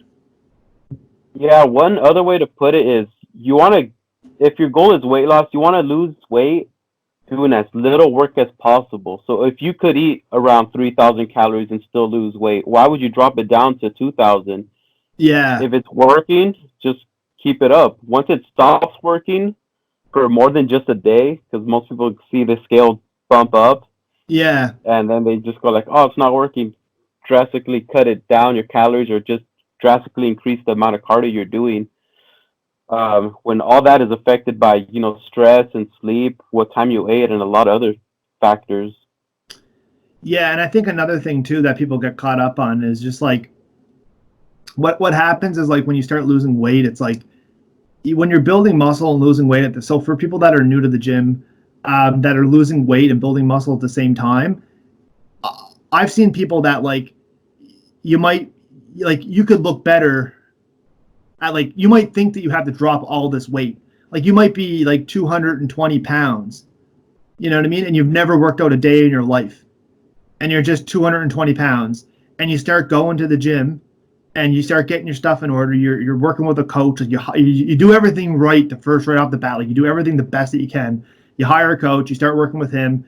And you're probably initially when you thought you're like, you know what? I need to get down to 160 pounds to look the way that I want to look, right? Or I need to get down to 170 pounds. But what happens is since you've never been to the gym before, you're going to be replacing that fat with muscle.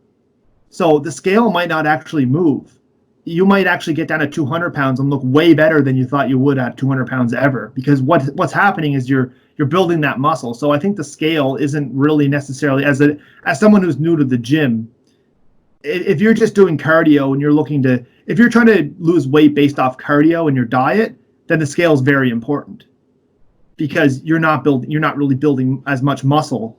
You know what I mean? But if you're someone who's in the gym 5 days a week building muscle and doing cardio, the scale might not be as relevant as you think, because it goes based off like your appearance, how you're physically looking, how you're physically feeling, and the weight that you have in mind when you first start getting to the gym might totally change when you start going to the gym and you realize, wow, I look really good at 190 pounds. Like, I look healthy, I look comfortable. Like, I thought I had to get down to 170. So I think that, like, that in terms of like cardio and doing that, I think it's just like being able to give your body some type of stimulus, some type of new stimulus, but to not overdo it right off the bat, and just to kind of see how your body changes over time. And don't just think you need to throw all your eggs in one basket and go all in. Like, don't just think, oh, well, I want to train and I want to lose weight. I need to do an hour of cardio and I need to get my diet. I'm going to start eating, like I said, I'm going to cut my calories by 1,000 calories. You know what I mean? Or 1,500 calories. It's like, just slowly work away at it. Like, fitness is a journey.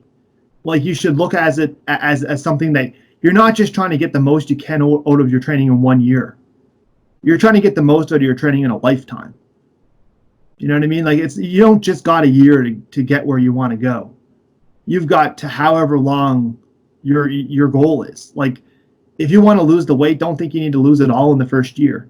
Like, I mean, there are some miraculous like stories where people lost like 100 pounds in their first year, and it's like, congratulations, but like, don't feel like you have to lose 50 pounds or you have to lose 20 pounds. Maybe you only lose like a couple pounds a month, but you're doing it consistently.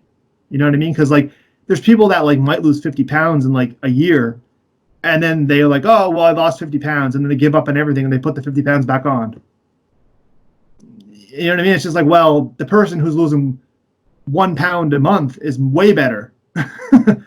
because they're sticking with it, they're doing it, and they're not gonna give up on it. So the one who's making it more of a habit than just a temporary fix is the one who usually wins at the end. Yeah, and I mean, they're happier too, right? Because they're not making all that sacrifices that person was losing 50 pounds did. Right? Yeah, they make it almost effortless if you do it slow enough. You just realize over time, like, oh wow, like I'm down another 2 pounds, instead of being like, oh, I'm down 10 pounds and I hate my life. Yeah. So I think it's like that totally comes into consideration. So now I kind of want to move into more of like the meat and bones, just kind of like the more of the concept based stuff. So in terms of like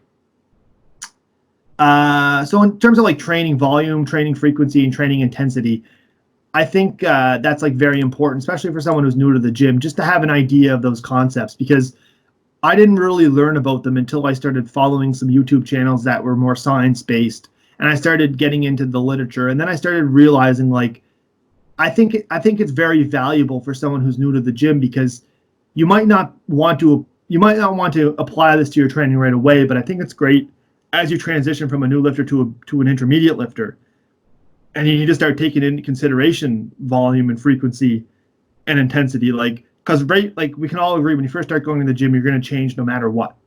Like, as long as you're consistent with it and you're putting in an honest effort, you're gonna get the results that you want. Like, they're going to be fast, they're going to be newbie gains, and you're going to that happens for most people, right? So it's like, in terms of volume, frequency, and intensity. So in terms of volume, like, how would you explain volume to somebody who's new to the gym? I would explain volume is just how much you do. So like, your sets, your reps, the weight that you're doing, the number of exercises that you're doing, all that is volume. So a way to make it more easier for people, just how much you do. That's how I would best describe it. Yeah, so mathematically, it's like, it's your sets times your reps times your load. So if you were doing, to make it easy, if you were to do 2 sets of 10 reps at 10 pounds or like 5 pounds, it'd be 50 times 2 would be 100. So your volume for that would be 100, right? But in terms to make it easier for people, I think it's better put as your total weekly sets. So how many weekly sets of training are you doing? I feel like that's a better representation as opposed to for somebody who's new to it, because that is the formula for volume. But like I kind of go by like how many weekly sets should I be doing for a particular muscle group? And every muscle pretty much differs for the most part. So, and I think that in terms of volume, you need to be able to, I think it goes back. So just to kind of put this into example, like let's say, I don't know the volume numbers right off like the back of my head, but in terms of like chest, let's say like most people respond well to 12 to 20 sets of weekly chest training, right? So you can either go in and do, maybe you want to do 12 sets, right? You want to start off at 12. You can go in on the first day and do 6, and then the second day and do 6. Or maybe based on your schedule, you only can train chest once a week and you only can train 3 times a week. Then you can go in on one training session and do 6 sets, right? So I think in terms of a volume standpoint, I think it goes back to what we were saying is I think a lot of people see that range as 12 to 20. Well, I need to do 20 because I want to get the best bang for my buck. But it's like that's the same approach that we didn't recommend for cardio, and that we didn't recommend for calories. It's like you got to start off at the 12. You got to see how your body responds to the 12. Maybe your chest is something like everybody's muscles are different in terms of which ones recover. Like my back, I can do back and my back will be sore for 4 days. And then I can do chest and my chest won't even be sore, or like, you know what I mean? So everybody's muscles responds differently. So I think that starting off on the lower range. So if you're doing volume, that's why periodization and all those training concepts are so important, is because I feel like they're important anyways. I mean, people have different opinions on it, but personally I feel like volume, because you want to start off with 12 sets and then each week you want to allow your body to gradually adapt to the volume. So you want to be able to start off at a low volume and work your way up to a high volume. So start off at 12 sets and then maybe in 4 weeks time you're up to 20 sets. So it's like you added it over time. So going back to that example, you're cutting calories over time. You're just not going in there and eating 1,500 calories, or you're not going in there and doing 20 sets of chest. So is that kind of like, are you kind of on the same page with volume with that? Does that kind of sound? Yeah, that sounds like how I do it too. Like if you do 30-minute sessions and you're getting excellent gains, why would you try to do a 2-hour session and then make the same amount of gains, or probably even less because you're overtraining? If you can do it off 30-minute sessions, just keep it that way. There's no need to change it or make it hard. And I think that's one, you know what, that made me think of something. So it's like, I heard this, it's like you can only train, if you want to train long, you can't train hard. And if you want to train hard, you can't train long. So what I mean by that is if you want to go in there and you want to do a crap ton of volume, let's say you want to do 8 sets of chest, or eight exercises of chest, I mean. So let's say you got 8 exercises that you want to do for chest. By the time you get to like 5, your 5th exercise for chest, you're going to be completely exhausted. And those last exercises are going to suffer. Like you're not going to be able to give that same intensity from when you first started training. So I think in terms of training, I think people get too caught up with volume. I think they worry about too much volume and they don't worry about the effort that they're actually giving in the gym. So that kind of ties into intensity. So in terms of like intensity, I feel like a lot of people are like, well, how much do I have to do to get the benefit? Okay, I want to do that. But they're not thinking about what's required to do when they're doing it. How much effort are they giving? Are they giving their 100% effort? And I think a lot of people are scared with all the stuff that's out there now. People are scared to do too much because they're like, well, I don't want to take this to failure because I won't recover, or if I train too hard, then I'm passing my weekly sets and volume. Or it's like at the end of the day, I wouldn't even, as a new lifter, I wouldn't even worry about volume. I would have a basic understanding of what it is. I would kind of have a range of volume, and I would kind of keep that in mind. But as a lifter, as someone who's new to the gym, the one thing that I would focus on is making sure that when I'm going to the gym, I'm giving it my best effort. Like that, my intensity is where it should be. I'm like, you know what I mean? Like I'm exerting myself. I'm not just sitting there and doing my 3 sets of 10 on the bench press. And yeah, I got my volume, but like what's volume if you're not training hard? So that's kind of, yeah. Yeah, if you're a beginner, you could get excellent results if you just go in there, do things hard, and do things with correct form. You train hard, and then you do things correctly, so you're working out the right muscle. You'll get excellent results just doing that. You could do that for probably like 2 years, just doing it that way before you even have to try to think about volume. Yeah.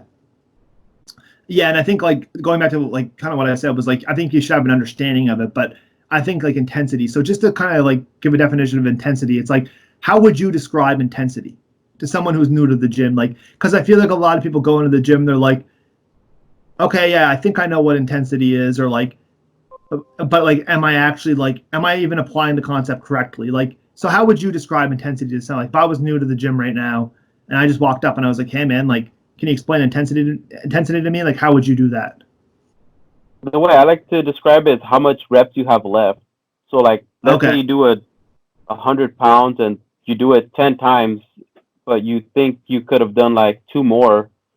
So I like using RPE instead of just intensity. So Just can you explain to somebody like what RPE is, to someone that might not know what that is? It's a rate of perceived exertion. So on Yeah. a scale of 1 to 10, how hard is that set that you just did? If it's if I would have done one more rep, I would have like shit my brains out. Then that's an RPE 10. But if you think you have like one rep left, that would be like a RPE 9. If you have two reps, but they're two hard reps with good form. Like if you're doing crappy form, you pass your RP 10. You're just stroking your ego or whatever by then. Yeah. Yeah, totally. So in terms of like the intensity part, like as an RPE, but like what are you measuring? Like what are you measuring when you're doing your RPE? Like what is that, how does that like relate to your intensity, I guess? Oh, the weight that you're lifting. Yeah. That's why I use intensity. It's just how much weight you're actually lifting with good Yeah. form. See, when I think of intensity, I kind of like dumb it down a bit, and I kind of think like RPE is a great tool to be able to self-assess yourself. But honestly, it's like there's a couple reasons to why. So I'm going to start off. So intensity for me is the level of effort. I think just plain and simple, it's the level of effort you give within a certain like exercise. So like within a certain, so to clarify, it's like a certain set of a certain, so one set of a certain exercise, how much effort did you actually give? And I totally agree with the RPE being able to self-assess yourself, because you need to be able to pick a weight that you're going to be able to do for a rep range. The only way that you're going to be able to know how hard that was by giving it some type of scale and being able to self-assess that. But there's one thing that I feel that people don't know how to do well, and that's to judge that. So like let's say you're picking a weight, and like to kind of clarify, so an RPE 10 would be you're done, like you're completely done. If you do another rep, if you could potentially injure yourself, or it's definitely not going to be with good form. So after RPE 10, that's when there's intensity techniques. So then there's drop sets, there's partial reps, there's forced reps, there's spotted reps, there's like whatever you want to do to kind of increase the intensity. Like that's those little things that you can do to kind of get a little bit more out of an exercise, right? But like RPE 10 is like that's perfect form, and that's what I wanted to do, and I couldn't have done another rep without sacrificing, going back to what we said, our form, which is the most important. But I think a lot of people are like, oh yeah, like I think the reason why, to summarize, the reason why I think that I don't like that so much is because they'll be like, okay, I got RPE, because sometimes programs are prescribed. Like I want you to hit an RPE 8. You know what I mean? Like I don't, and like I do that with some of my programs. I'm like, because I don't want people hurting themselves. And it's like RPE 8. Okay, well I normally would get 60s. Like I'm doing a dumbbell bench press, and I would normally do 60s, but I'm going to do 50s because he said RPE 8, and then you do 50s, and you're like, Yeah, I probably could have got two more. But at the end of the day, if there was a gun to your head and you were down on that bench, you got five and you got six, and they were all good, like with good form, and you're really pushing yourself. You know what I mean? How many could you have actually got? And I feel like when you're prescribing a RPE, I think it's great from a being able to self-assess yourself. But when Hmm. you're doing it with somebody else, it's like a lot of people have a really bad idea, and I think that they don't challenge themselves nearly as much, and they don't really give. I feel like people don't give them their own credit that they deserve. Like you could have picked up those 60s and bench pressed those, and you probably could have got 10 reps, and that last one might have been like a fight. You know what I mean? But that's what you're in the gym there to do. Like you're in the gym to challenge yourself. You're not in the gym to go in there and hit an RPE. So that would be my only thing that I would say. Again, but I think it's an awesome tool.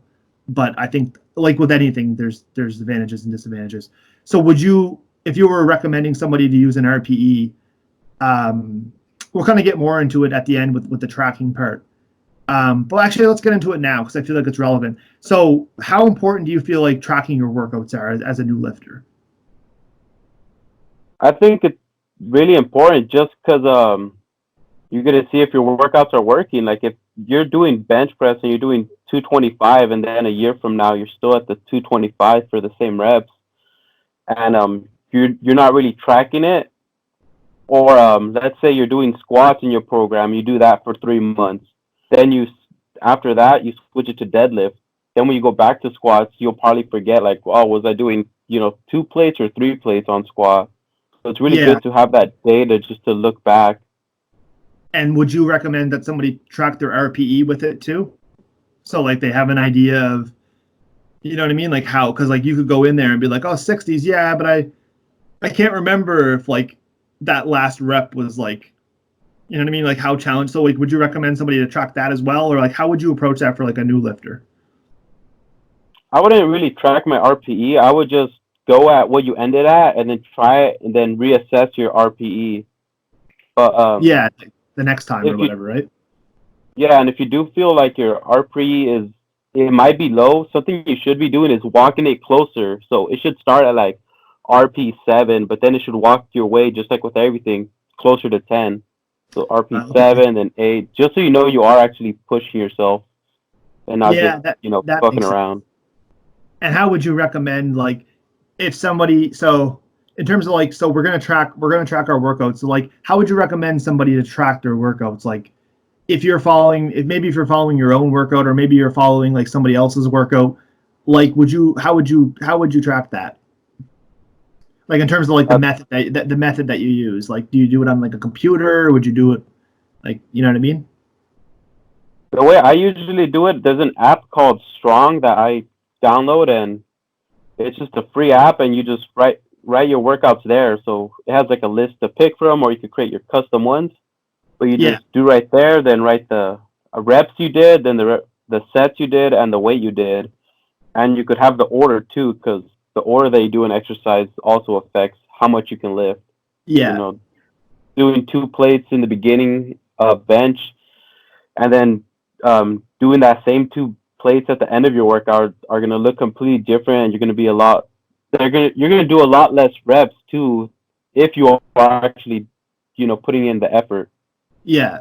So you track it with an app. So like I would highly encourage like personally like I'm a little bit old school with it. I found like I was bouncing back and forth. I was working with a coach when I was like I did a for those who don't know, I did a show back in last April. So it would have been April 2019. I was working with a coach obviously during that show because it was my first show. I do have videos on that. So if you want to check that out, you can check it out on my YouTube channel. But yeah, I do have like footage of that. Basically, I was working with a coach, and he was like, so he prepped me for the show, and then after it, I actually switched coaches. So I worked with two coaches. The first coach who ran my show, and it wasn't because I wasn't happy with what he did. It was more just because I wanted to switch because I wanted to do. I competed in an unnatural show, and I'm 100% natural. So I got blown away in terms of the show. But I did it just because I wanted to see whether or not it was for me and if I liked it. And then I found a coach. I've announced this before on some of my social medias and stuff. So if you follow me, you might already know. But Patrick McGinnis, who I was working with. He's from Halifax area. He's from Nova Scotia, Canada. And he was kind of closer, and he got his natural pro card in men's physique. And that really inspired me because I was like, that's what I want to do. I want to get my natural pro card. So that kind of made me, like hire him. And then I was like, because he aligned more to my goals. Like I seen myself being him. And I feel like when you're looking for a coach, I think it's somebody that you should look up to. Like it's somebody that you should be motivated to do, like to want to be coached by. Like I think that like if someone doesn't inspire you, if someone doesn't motivate you, that's the whole point of this podcast, is just to be able to put information out there to help motivate and inspire people. And that's kind of what my goal is. But I think that you need to find the right coach. And I think you need to find someone who you look up to and someone that you inspire to be, and someone that like obviously does good programming and is a good coach. But like going back to what I said with the workouts, with tracking, he gave me my programs and he would send me the workouts and he would say, this is what we're doing. This is how this is the exercises we're going to do. And it started off on paper. And it was like, he would email me the program and then I would print it off. And then that's what I would do. I'd follow it. And then he made his transition over to an app, and the app was called Trainerize. And basically all you did was like, you just signed up for the app and he added you as a client, and then he just your programs was in the app, and he just had his own app. Like it was called like Team Lifts. And as you can see here, like the bracelet, I have like the bracelet on that I wear or whatever. But anyways, yeah, it was called Team Lifts, and like he would update it, and then I'd get all the programming on the app. So I'd be at the gym and I would just look at the app. And then recently I decided to discontinue the coaching. Personally, just not because of the coaching. It was awesome coaching. More terms like for a financial thing. And just because I felt like I wanted to kind of take my training in my own hands for a little bit. So going back to what I was saying, I kind of got my exercise delivered to me. But now in terms of like, that might not be the case for everybody who's working out or who's in the gym that's starting off, because most times it's either you're going to bodybuilding.com or you're going on the internet or you're following a YouTube channel that provides a free downloaded PDF workout at the end, or like whoever you follow, like, or maybe you're following a friend's workout. Maybe you're just tagging along at the gym and you're just, hey, okay, what are we training today? And like that works too if they've got like a good program, right? So it's like, me personally, like I started writing down my workouts on paper, and I used to try to track them. And then I moved into an Excel spreadsheet, and then I just found myself not holding myself accountable to it. So I started instinctively training. So basically what I do is I just go in and I go by feel. And the reason why I did it is because I stopped enjoying training. Like I went through a phase where I was like, it's too structured. Like I was like, I feel like I have to go in there and do this. Like that's why I didn't start the gym to go in there and feel like I need to do this. Like I started the gym because I enjoyed it, because I wanted to do it, because I liked doing it and I was seeing results from doing it. So for me personally, like following too much of a structured program isn't for me. I mean, it's great for doing setting a goal and following the program through. Like what I'm going to be doing another show at the end of the year, and I will be following a program. I'm not just going to go in there and wing it. But for now, it's like I really love just like picking the workouts on the day. Like tomorrow, for example, I'm going to go in and I'm going to do a push workout. I just write down the exercises in my phone, and I'm just like, okay, I think I want to start off with this. I like incline. Lately, I've been prioritizing incline, so I'm going to start off with an incline press. I know that right off the bat. Then I'm like, well, I'm probably going to need to have a fly in there, so I'm going to do a fly-based movement. So basically, I'm just piecing together my training by the day, but I am following a push-pull legs. So like I know the training split that I'm following. I'm not just jumping around from a bro split to a push-pull leg split. Like I'm following a routine, but the exercise selection is just me enjoying it. I'm just going in there and having fun, and I'm pushing myself too. Like I'm holding myself accountable to progressively overloading, and to making sure that I'm progressing in some way, and I'm training hard. But like that's kind of how I do it in terms of just like tracking my workouts. And I've been taking more of an instinct approach, which basically means going based on how I'm feeling. And I think that's very important in terms of a new lifter too. Like you'll go in there some days and you might feel something funny in the bench press in your elbow, or you might find something funny in your chest when you're doing a dumbbell press. And I think that's a sign. You know what I mean? I think that if you feel something like that, I feel like you should just stop doing the exercise. Like don't feel like don't feel like you have to push through something that feels uncomfortable. So like how would you feel for like something like that? If something's feeling uncomfortable for you, like do you think it's kind of like I guess what I'm trying to say is like when do you think it's good to kind of veer off the course of your program? Like if something isn't working that day, like what would you say for that?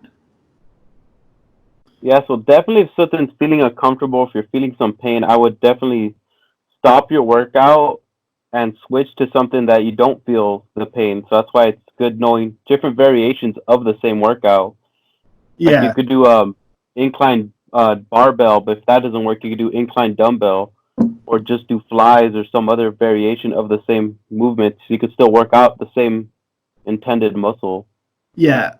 Yeah, and I think that like just basically going based off like feeling and making sure that you're listening to your body, right? Because a lot of people have a problem with that. Like they just push through it. I got 3 sets of bench on my program. You know what I mean? Like I need to do this, or my friends are doing this, or my friends like I don't want to like, you know what I mean? Make Mm. myself like he did it, so like I'm not gonna tell him that my chest is bothering me. I don't want to look like I don't want to look like bad in front of people. You know what I mean? So I feel like if something's bothering you, just be like, man, I can't bench press today. Like, let's do a different exercise. Like, something's feeling funny.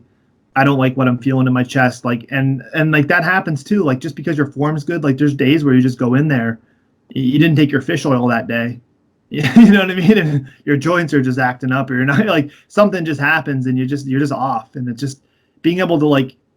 That's why I think it's so good with this podcast is just to be able to understand the concepts. So like how to apply different things, and you're just not stuck in one of the ways. You know what I mean? Like you're able to improvise. Like just because you go in there and it's supposed to be like a push day, don't be afraid to throw some like delts in there, or like some rear delts or something. You know what I mean? Like just if something's not feeling right, don't be so stuck in your ways that like it's either the program or not the program.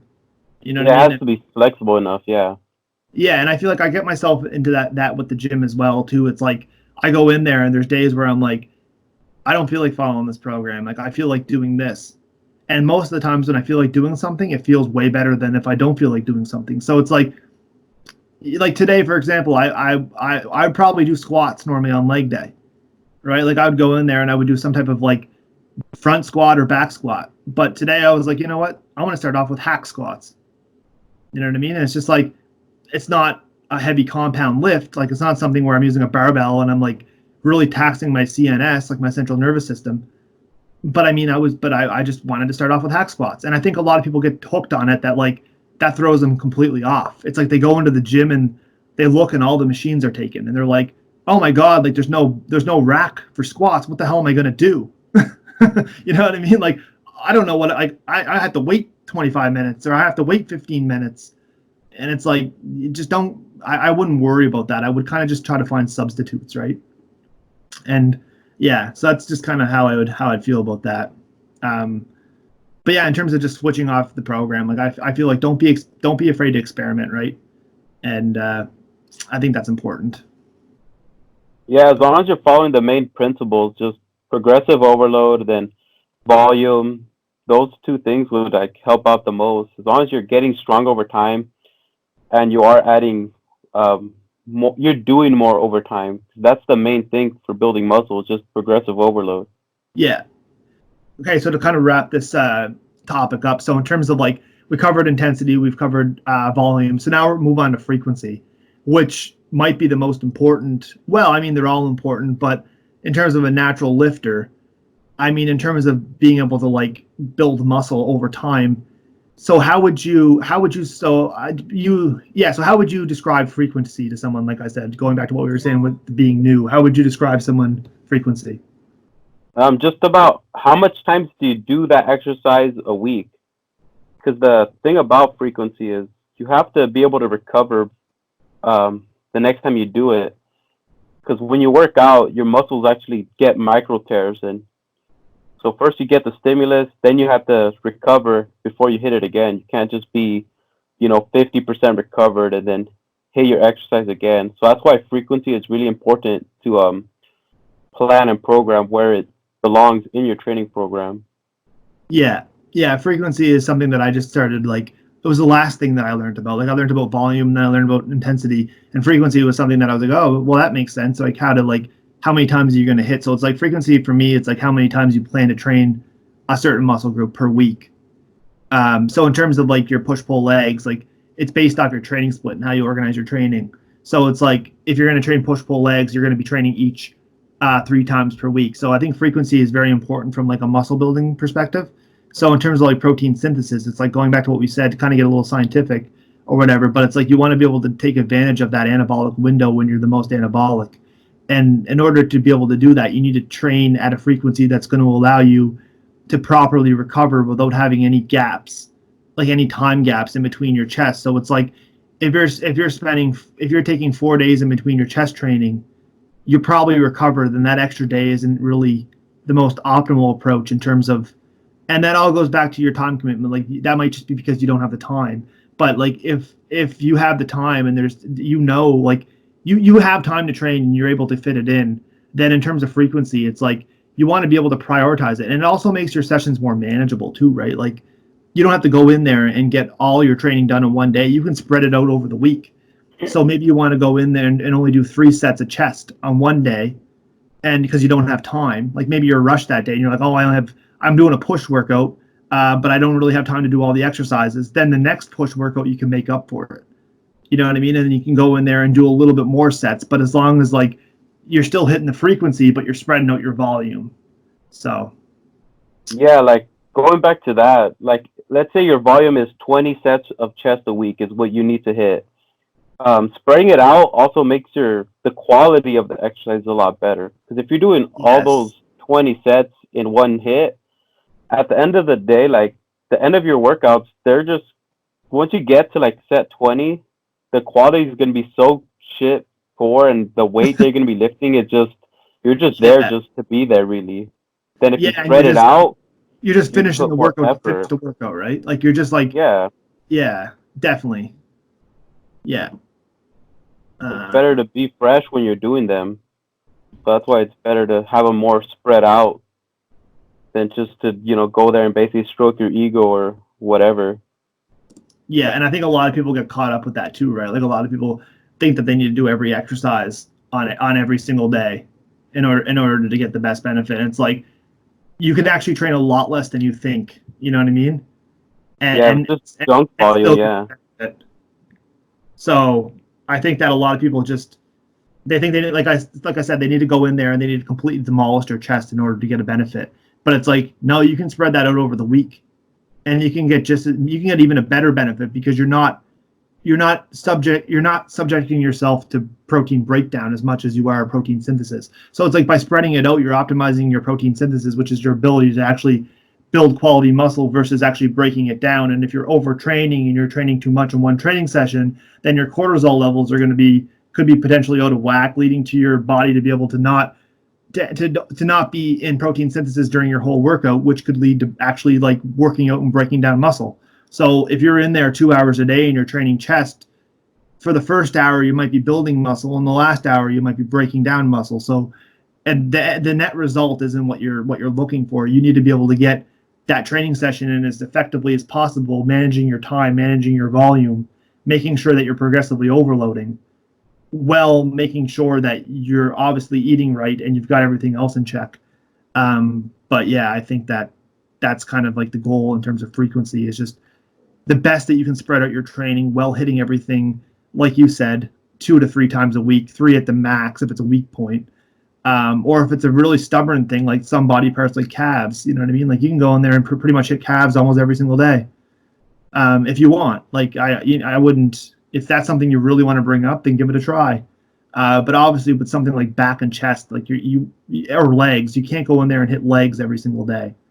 So Yeah, something I found out is the bigger muscles usually are the slowest to recover. Like you could work out shoulders almost like side delt and rear delt. You could work those out almost every day or every other day, or your yeah, calves, and those recover pretty quick, and those usually could stand quite a bit of volume. yeah, oh yeah, no, for Uh, sure. And same with biceps too, right? yeah, Biceps can handle quite one a. one important concept that is for fitness that's a lot weird, but it's good to get your mind around it is not more is not always more. Like just because you go and do a 3 hour session doesn't mean you're gonna get more gains, or just because you cut your calories by so much doesn't mean you're gonna get the result that you want quicker. Yeah. Even though it seems like it should be better, just doing more on paper it seems better.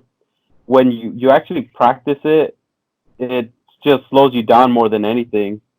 Yeah, no, 100%. So we're just going to take a quick little break for about maybe 20 seconds to 30 seconds, and then we're going to come back and we're going to finish off the last part, which is going to be like how you're going to monitor your progress.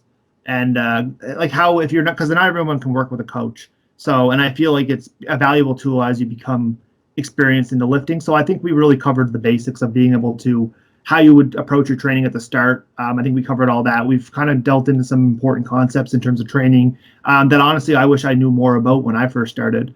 And in terms of you, like based off your experiences and my experiences, I think we kind of summarized everything. We've kind of like learned from one another. And I think that's something that somebody else is able to take away. Like not everybody's the same. And I think that kind of is something that you kind of instilled was like how you started your training versus how I started, like is completely different. We may be at similar spots and we may have different understandings of things, but it's those things that we kind of learned and like the mistakes that we made that made us who we are. And I think that's very important is to be able to make those mistakes. But by having these fundamental concepts and like learning early, like going back to what you said, like you took the initiative and you wanted to learn by having that like that desire to want to learn and go and get it and to really like read books and read resources and take advantage of all that free information that you have. And podcasts like this podcast is a great example of just some free resources. Like both of us are taking time out of our day to be able to help people inspire, to help teach people about our mistakes and our to help inspire and educate people. So I think that just use what you have at your disposal. But yeah, we're just going to take a quick 20 to 30-second break, and then we'll be right back.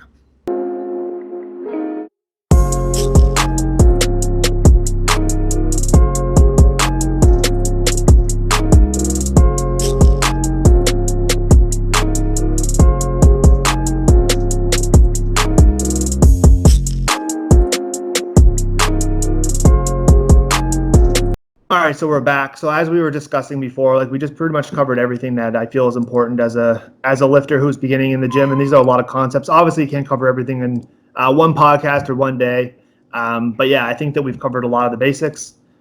So in terms of actually monitoring your progress, I think we kind of went over how you would track your workouts.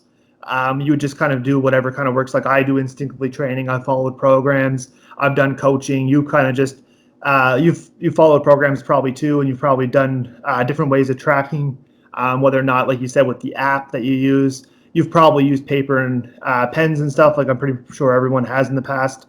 So we kind of did that. But there's one thing that I kind of want to cover with this. It's like in terms of like progress pictures and stuff like that. How would you visually track your progress, or how would you, other than tracking your workouts, like how would you track the changes that you want to see? I would go by the scale, progress pictures, and then just measurements. So you could use like tape and just measure yourself. Yeah. Measurements can be tricky though, because you have to kind of learn where to place it so it'd be more accurate. But one of my favorite ways is just progress pictures. So try to take it in similar lighting and I was gonna similar say. room. Yeah. If one you have like just straight lighting coming towards you, you're gonna look a lot different than if you have top down lighting, showing off every single muscle. Yeah, and I feel like So that's a problem with a lot of people, right? They just like they look better, but it's like the lighting or the environment that they're in. It's like it doesn't really complement them. And I think that if you can take your progress pictures in front of the same thing, like if it's in your hall or if it's in your bathroom or if it's wherever it is, like try to simulate the same situation as you did. You know what I mean? If you're trying to evaluate your progress, I think yeah, and same with the pose. If you're gonna pose, make sure it's the same pose. Because if you're just standing there, gut out and everything, then the next one you're flexing. Obviously, the yeah. one that you're flexing is gonna look a lot better.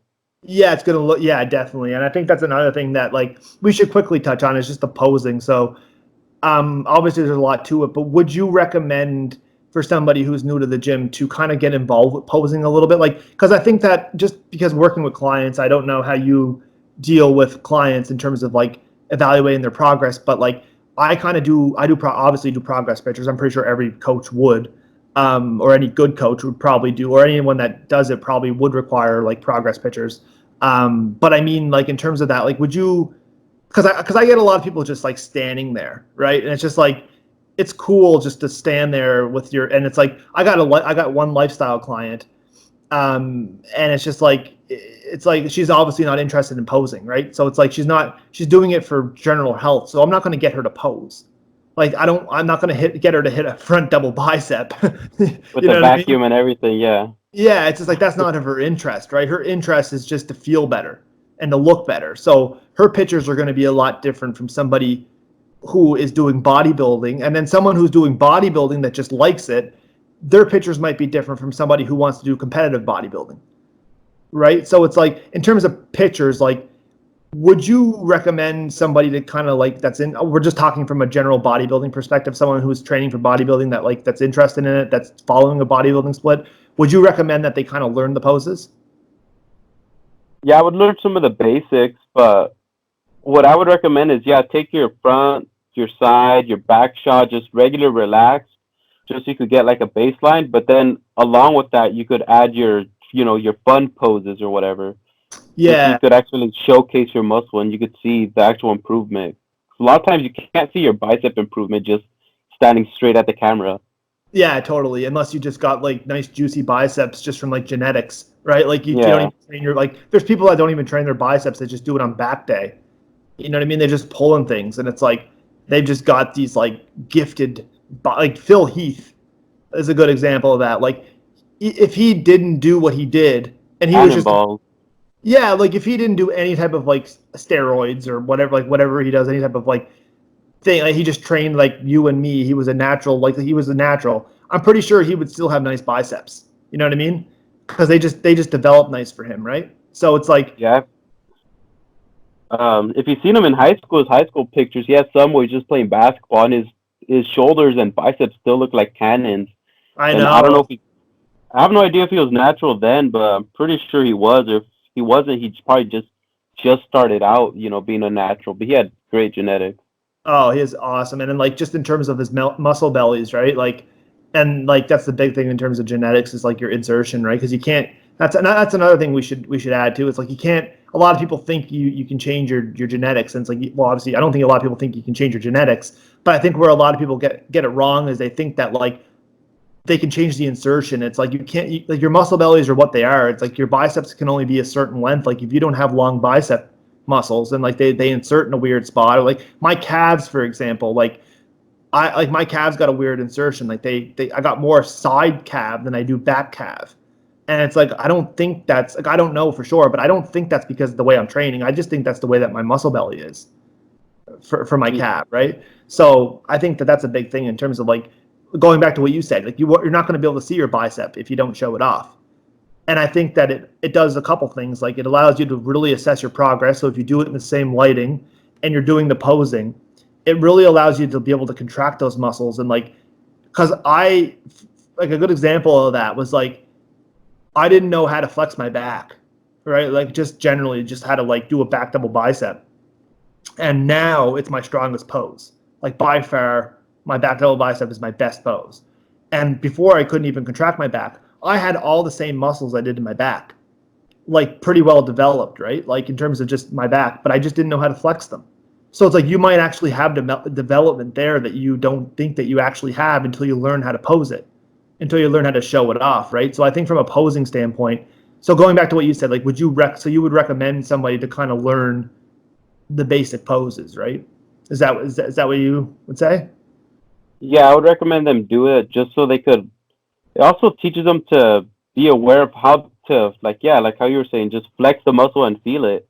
Yeah, and that can help a lot too because like a lot of people just have especially in the weight room, right? Like going back to my back, my lats, like I had like one lat that just was numb. Like no matter what I did, I couldn't feel it compared to the other side.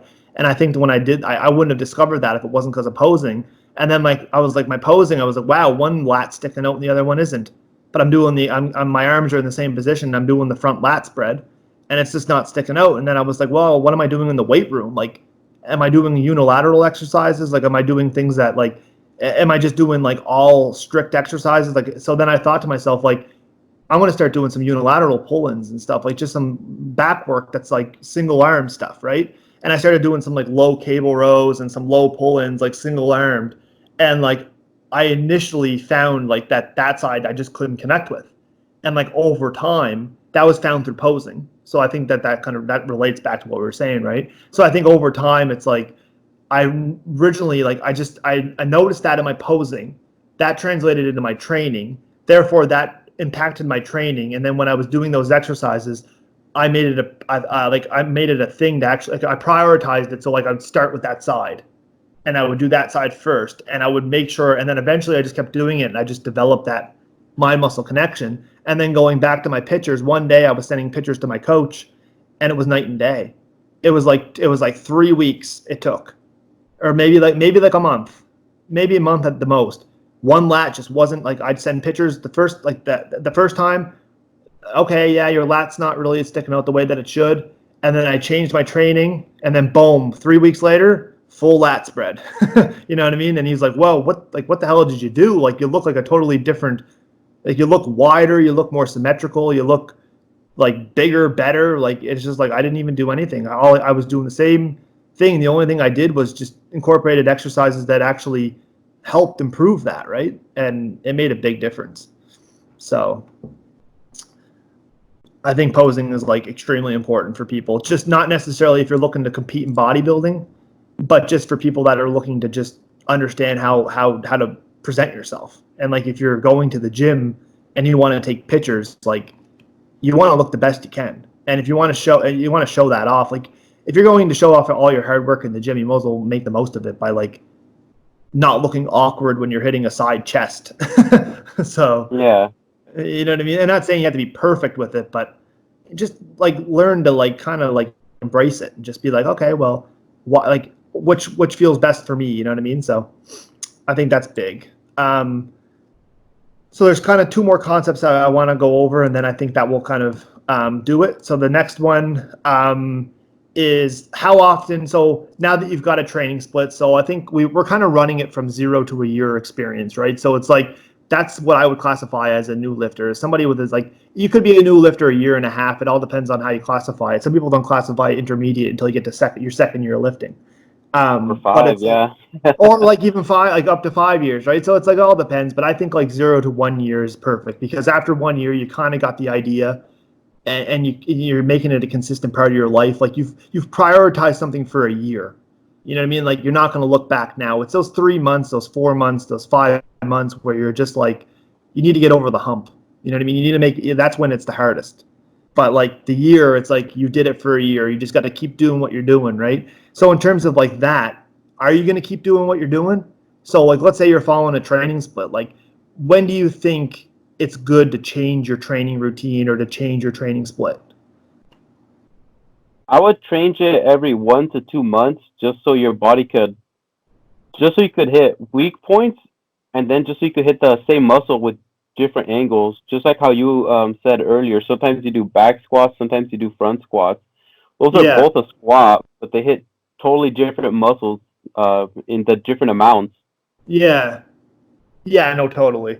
So like, yeah, 3 to 6 months. So yeah, I would agree with that in terms of like, I mean, I was on the bro split for a year and a half, so I can't. But I mean, like knowing that now, like I think a lot of people, the reason why they don't want to change their split is because they think that what they're doing is the most effective. You know what I mean? And I think that goes back to what we said originally, was like there is no one best split. And like just because you're following a bro split, yeah, like that must, like honestly, I don't regret following the bro split whatsoever, because like that gave me the results that it did. And like if it was a bad split, then it wouldn't have gave me any results. You know what I mean? So it is an effective. I'm not trying to knock on the bro split at all. I think it's a very effective split, and I think it should be cycled. Like you can't, like if your training frequency, like I understand it's only once per week, but like I might go back to the bro split just for pure enjoyment, just because I enjoy training that way. But I'm not going to stay with it. Like I'm not going to follow it for 5 years, or I'm not going to follow it for 2 years. Like I'm going to go back and forth. So in terms of like training splits, I think that like it's not so much the training splits that you need to worry about. It's more so the exercises, because like if you're following a training split, like you could probably keep that for a year, maybe even 2 years, right? But in terms of Mhm. the exercises, it's like those are the ones that you really gotta sit back and evaluate and be able to swap. Like going back to what you said with what I said, but you mentioned it, was the front squats and the back squats. It's like, don't be afraid to just do front squats, or don't be afraid just to do back squats. Like cycle, you might be following the same program where you're following like a bro split, you're training legs once a week. Well, maybe every 2 weeks switch it up, you know what I mean, and do front squats. But I think with like exercises, I think that's good. So how do you feel about like swapping in and out exercises? I would do it from a muscle building standpoint. You do want to switch them out every once in a while. If you're going for power, like you're trying to be a power lifter, then learning the squat, high bar squat or whatever is important. But for bodybuilding, in the beginning, there's that learning curve. Your body has to learn and adapt to that movement. After a while, it's going to just become really efficient on moving. So that's why you have to switch up the workout to create a new stimulus. Not every time, not every session, because then you won't be able to judge your progress. But I would say around, like every 2 months, just switch it up, just so you could hit it from different angles, and then just hit it from different angles, and then just vary the rep ranges and everything like that. Yeah, no, totally. I totally agree with that. I think 2 months is good for sure. I feel like that would be kind of like you'd be able to progress in an exercise given enough time, you know what I mean? And then you'll be able to kind of, and I think that you can always go back to it, right? So it's like, don't feel like you pick one exercise and I feel like when I'm doing my training and stuff, I'm always like, well, I don't like that exercise, but it's like, I got to convince myself that it's not permanent, right? Like it's not I'm not doing that exercise from now until the end of my life. Like it's going to be eventually swapped in and out. Like there's nothing, like it's just an exercise. And I think people get too hooked on like a certain exercise. They're like, oh, I have to do barbell curls. And it's like, just to mention that, it's like, well, you don't. I just started doing seated barbell curls. I don't know if you've ever tried that before, but like you just basically place the barbell on your lap and you do it in a seated position. And it's like people are looking at me like, why don't you just do a barbell curl? And I'm like, well, because it reduces like the involvement in your forearms, so it's going to take my forearms out of it. And right before I did barbell curls, what did I do? I did chin ups.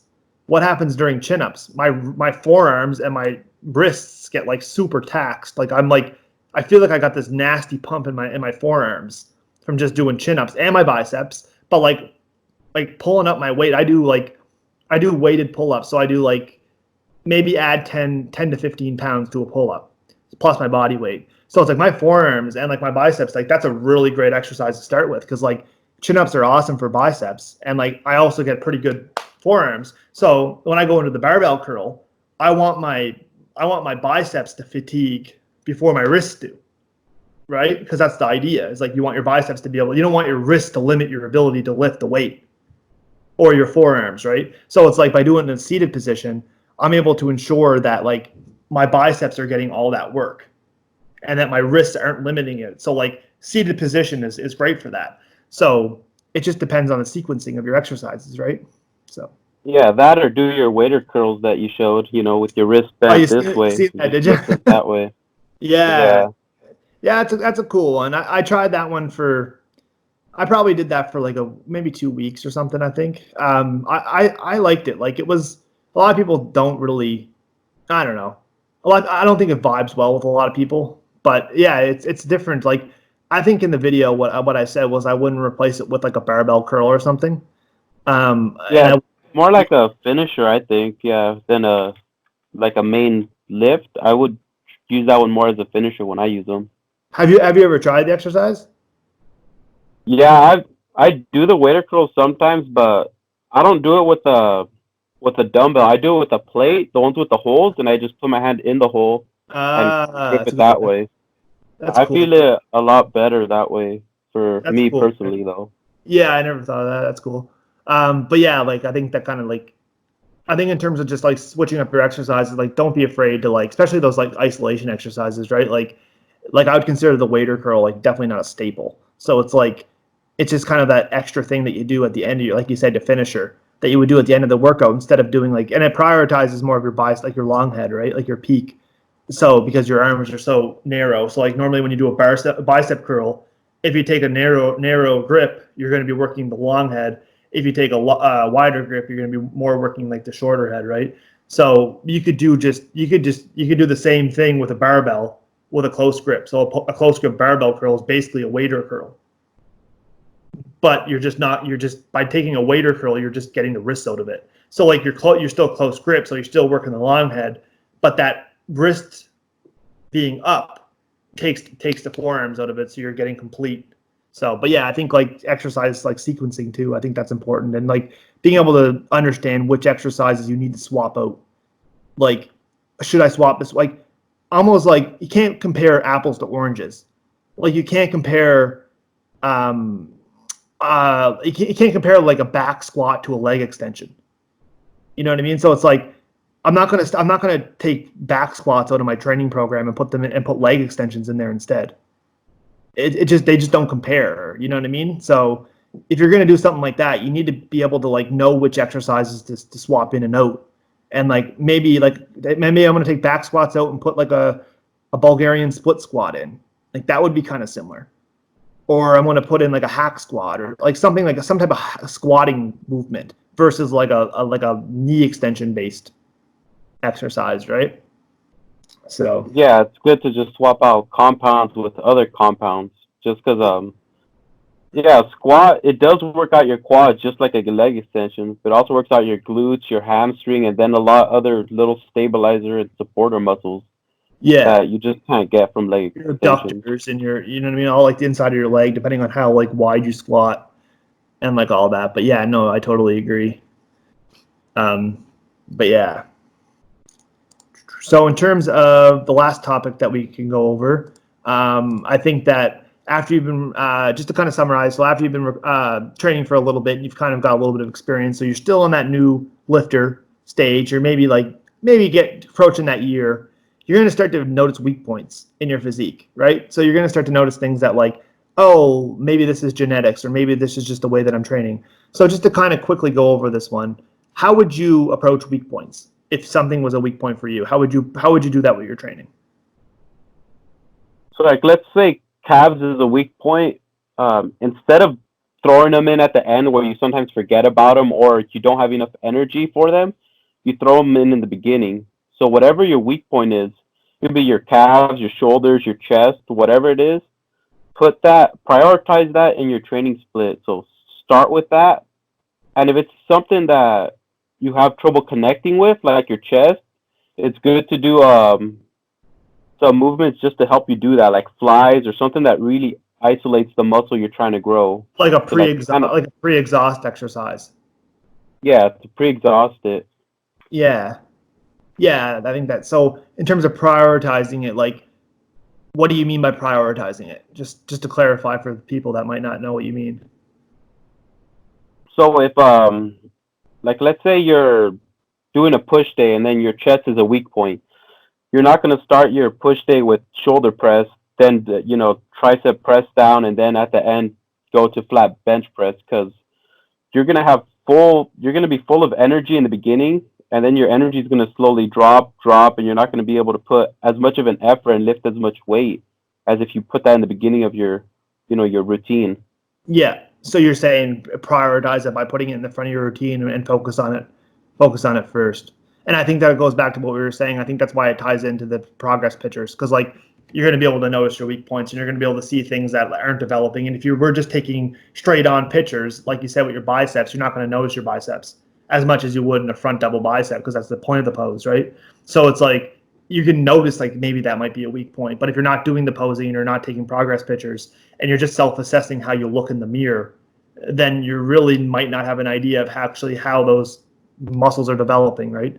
So I think that definitely assess your weak points, like especially for someone who's new to the gym. They might not think that it might not be time for them to assess it, but I think it's something you need to take into consideration, because everybody's genetics are different in terms of which muscles develop quicker. Like maybe you only need to train back once a week. You know what I mean? Maybe your back is just something that just like you like 2 times a week. It might be a little much, because like, or not a little bit much, but like something needs to be prioritized over it.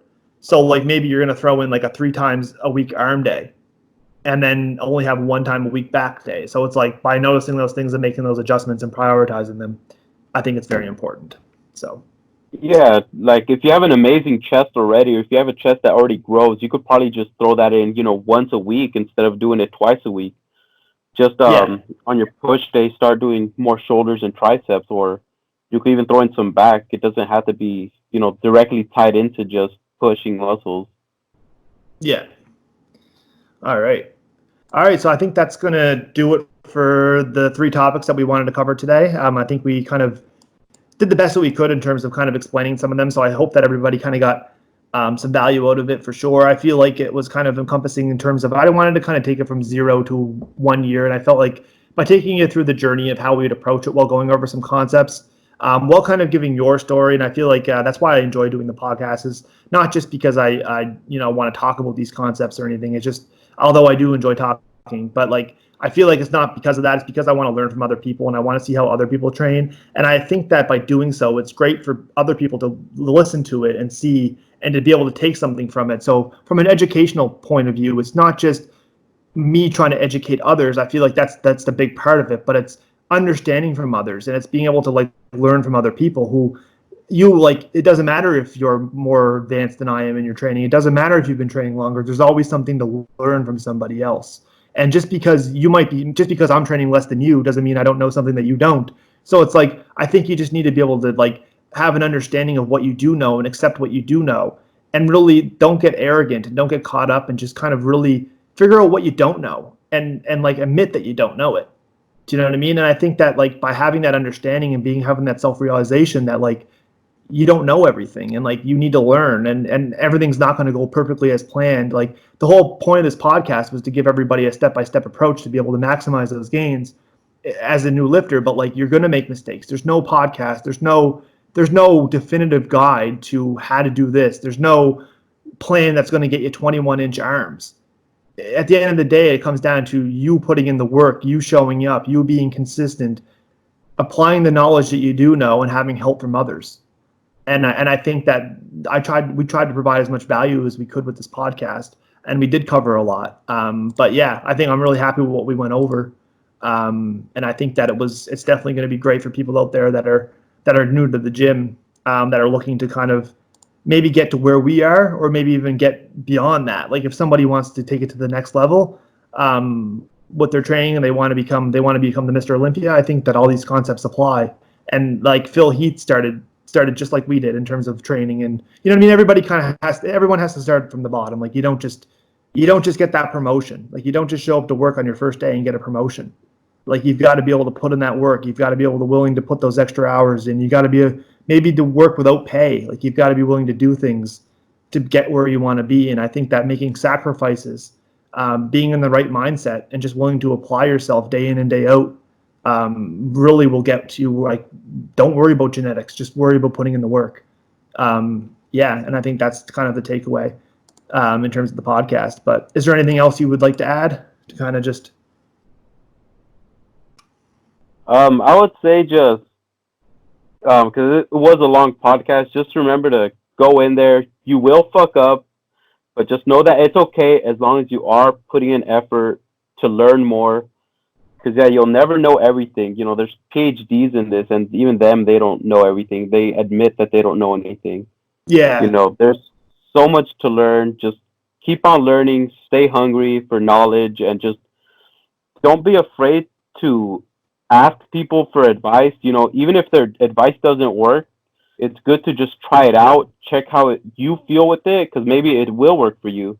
Even though they are a beginner, you could still try out their concepts or their training routine, and what if it's the secret, for you to make excellent gains? Yeah, and that's another thing, experimenting, right? Just not being afraid to be experimenting, and I think that you definitely hit it home there. That's for sure. But yeah, I think that kind of summarizes the podcast in terms of, and I think we did a great job. So as we mentioned, this is part 1 of training, and we will be following up with a part 2 at some point, as time permits. We'll have to work around that. It might be at a later date, obviously. But we will be doing that, and that will be kind of nutrition. It won't be as long as this. I felt like we try to keep it within. I like to try to keep it within an hour, but obviously as you get talking and as things kind of get going, that's fun too, because it's fun to kind of talk. I never really met you in person or whatever, so it's kind of, I like chatting with people, and I like being able to just kind of share my opinions. It's always good. So I think from an hour standpoint, we didn't really hit the hour. But overall, I don't think it was filled with a bunch of, you know what I mean, useless information. I tried to pack as much in while trying to make sense of it as possible, and I mean, we stuck to the plan, and I felt like it was good. But yeah, next time we will be covering training, or not training. We did cover training. We will be covering nutrition, and we will try to keep it to an hour. And we'll try to go over the basics. I don't think there's too much in terms of nutrition as much as there is with training, because with training you've got so much more. With nutrition, I kind of want to keep it basic.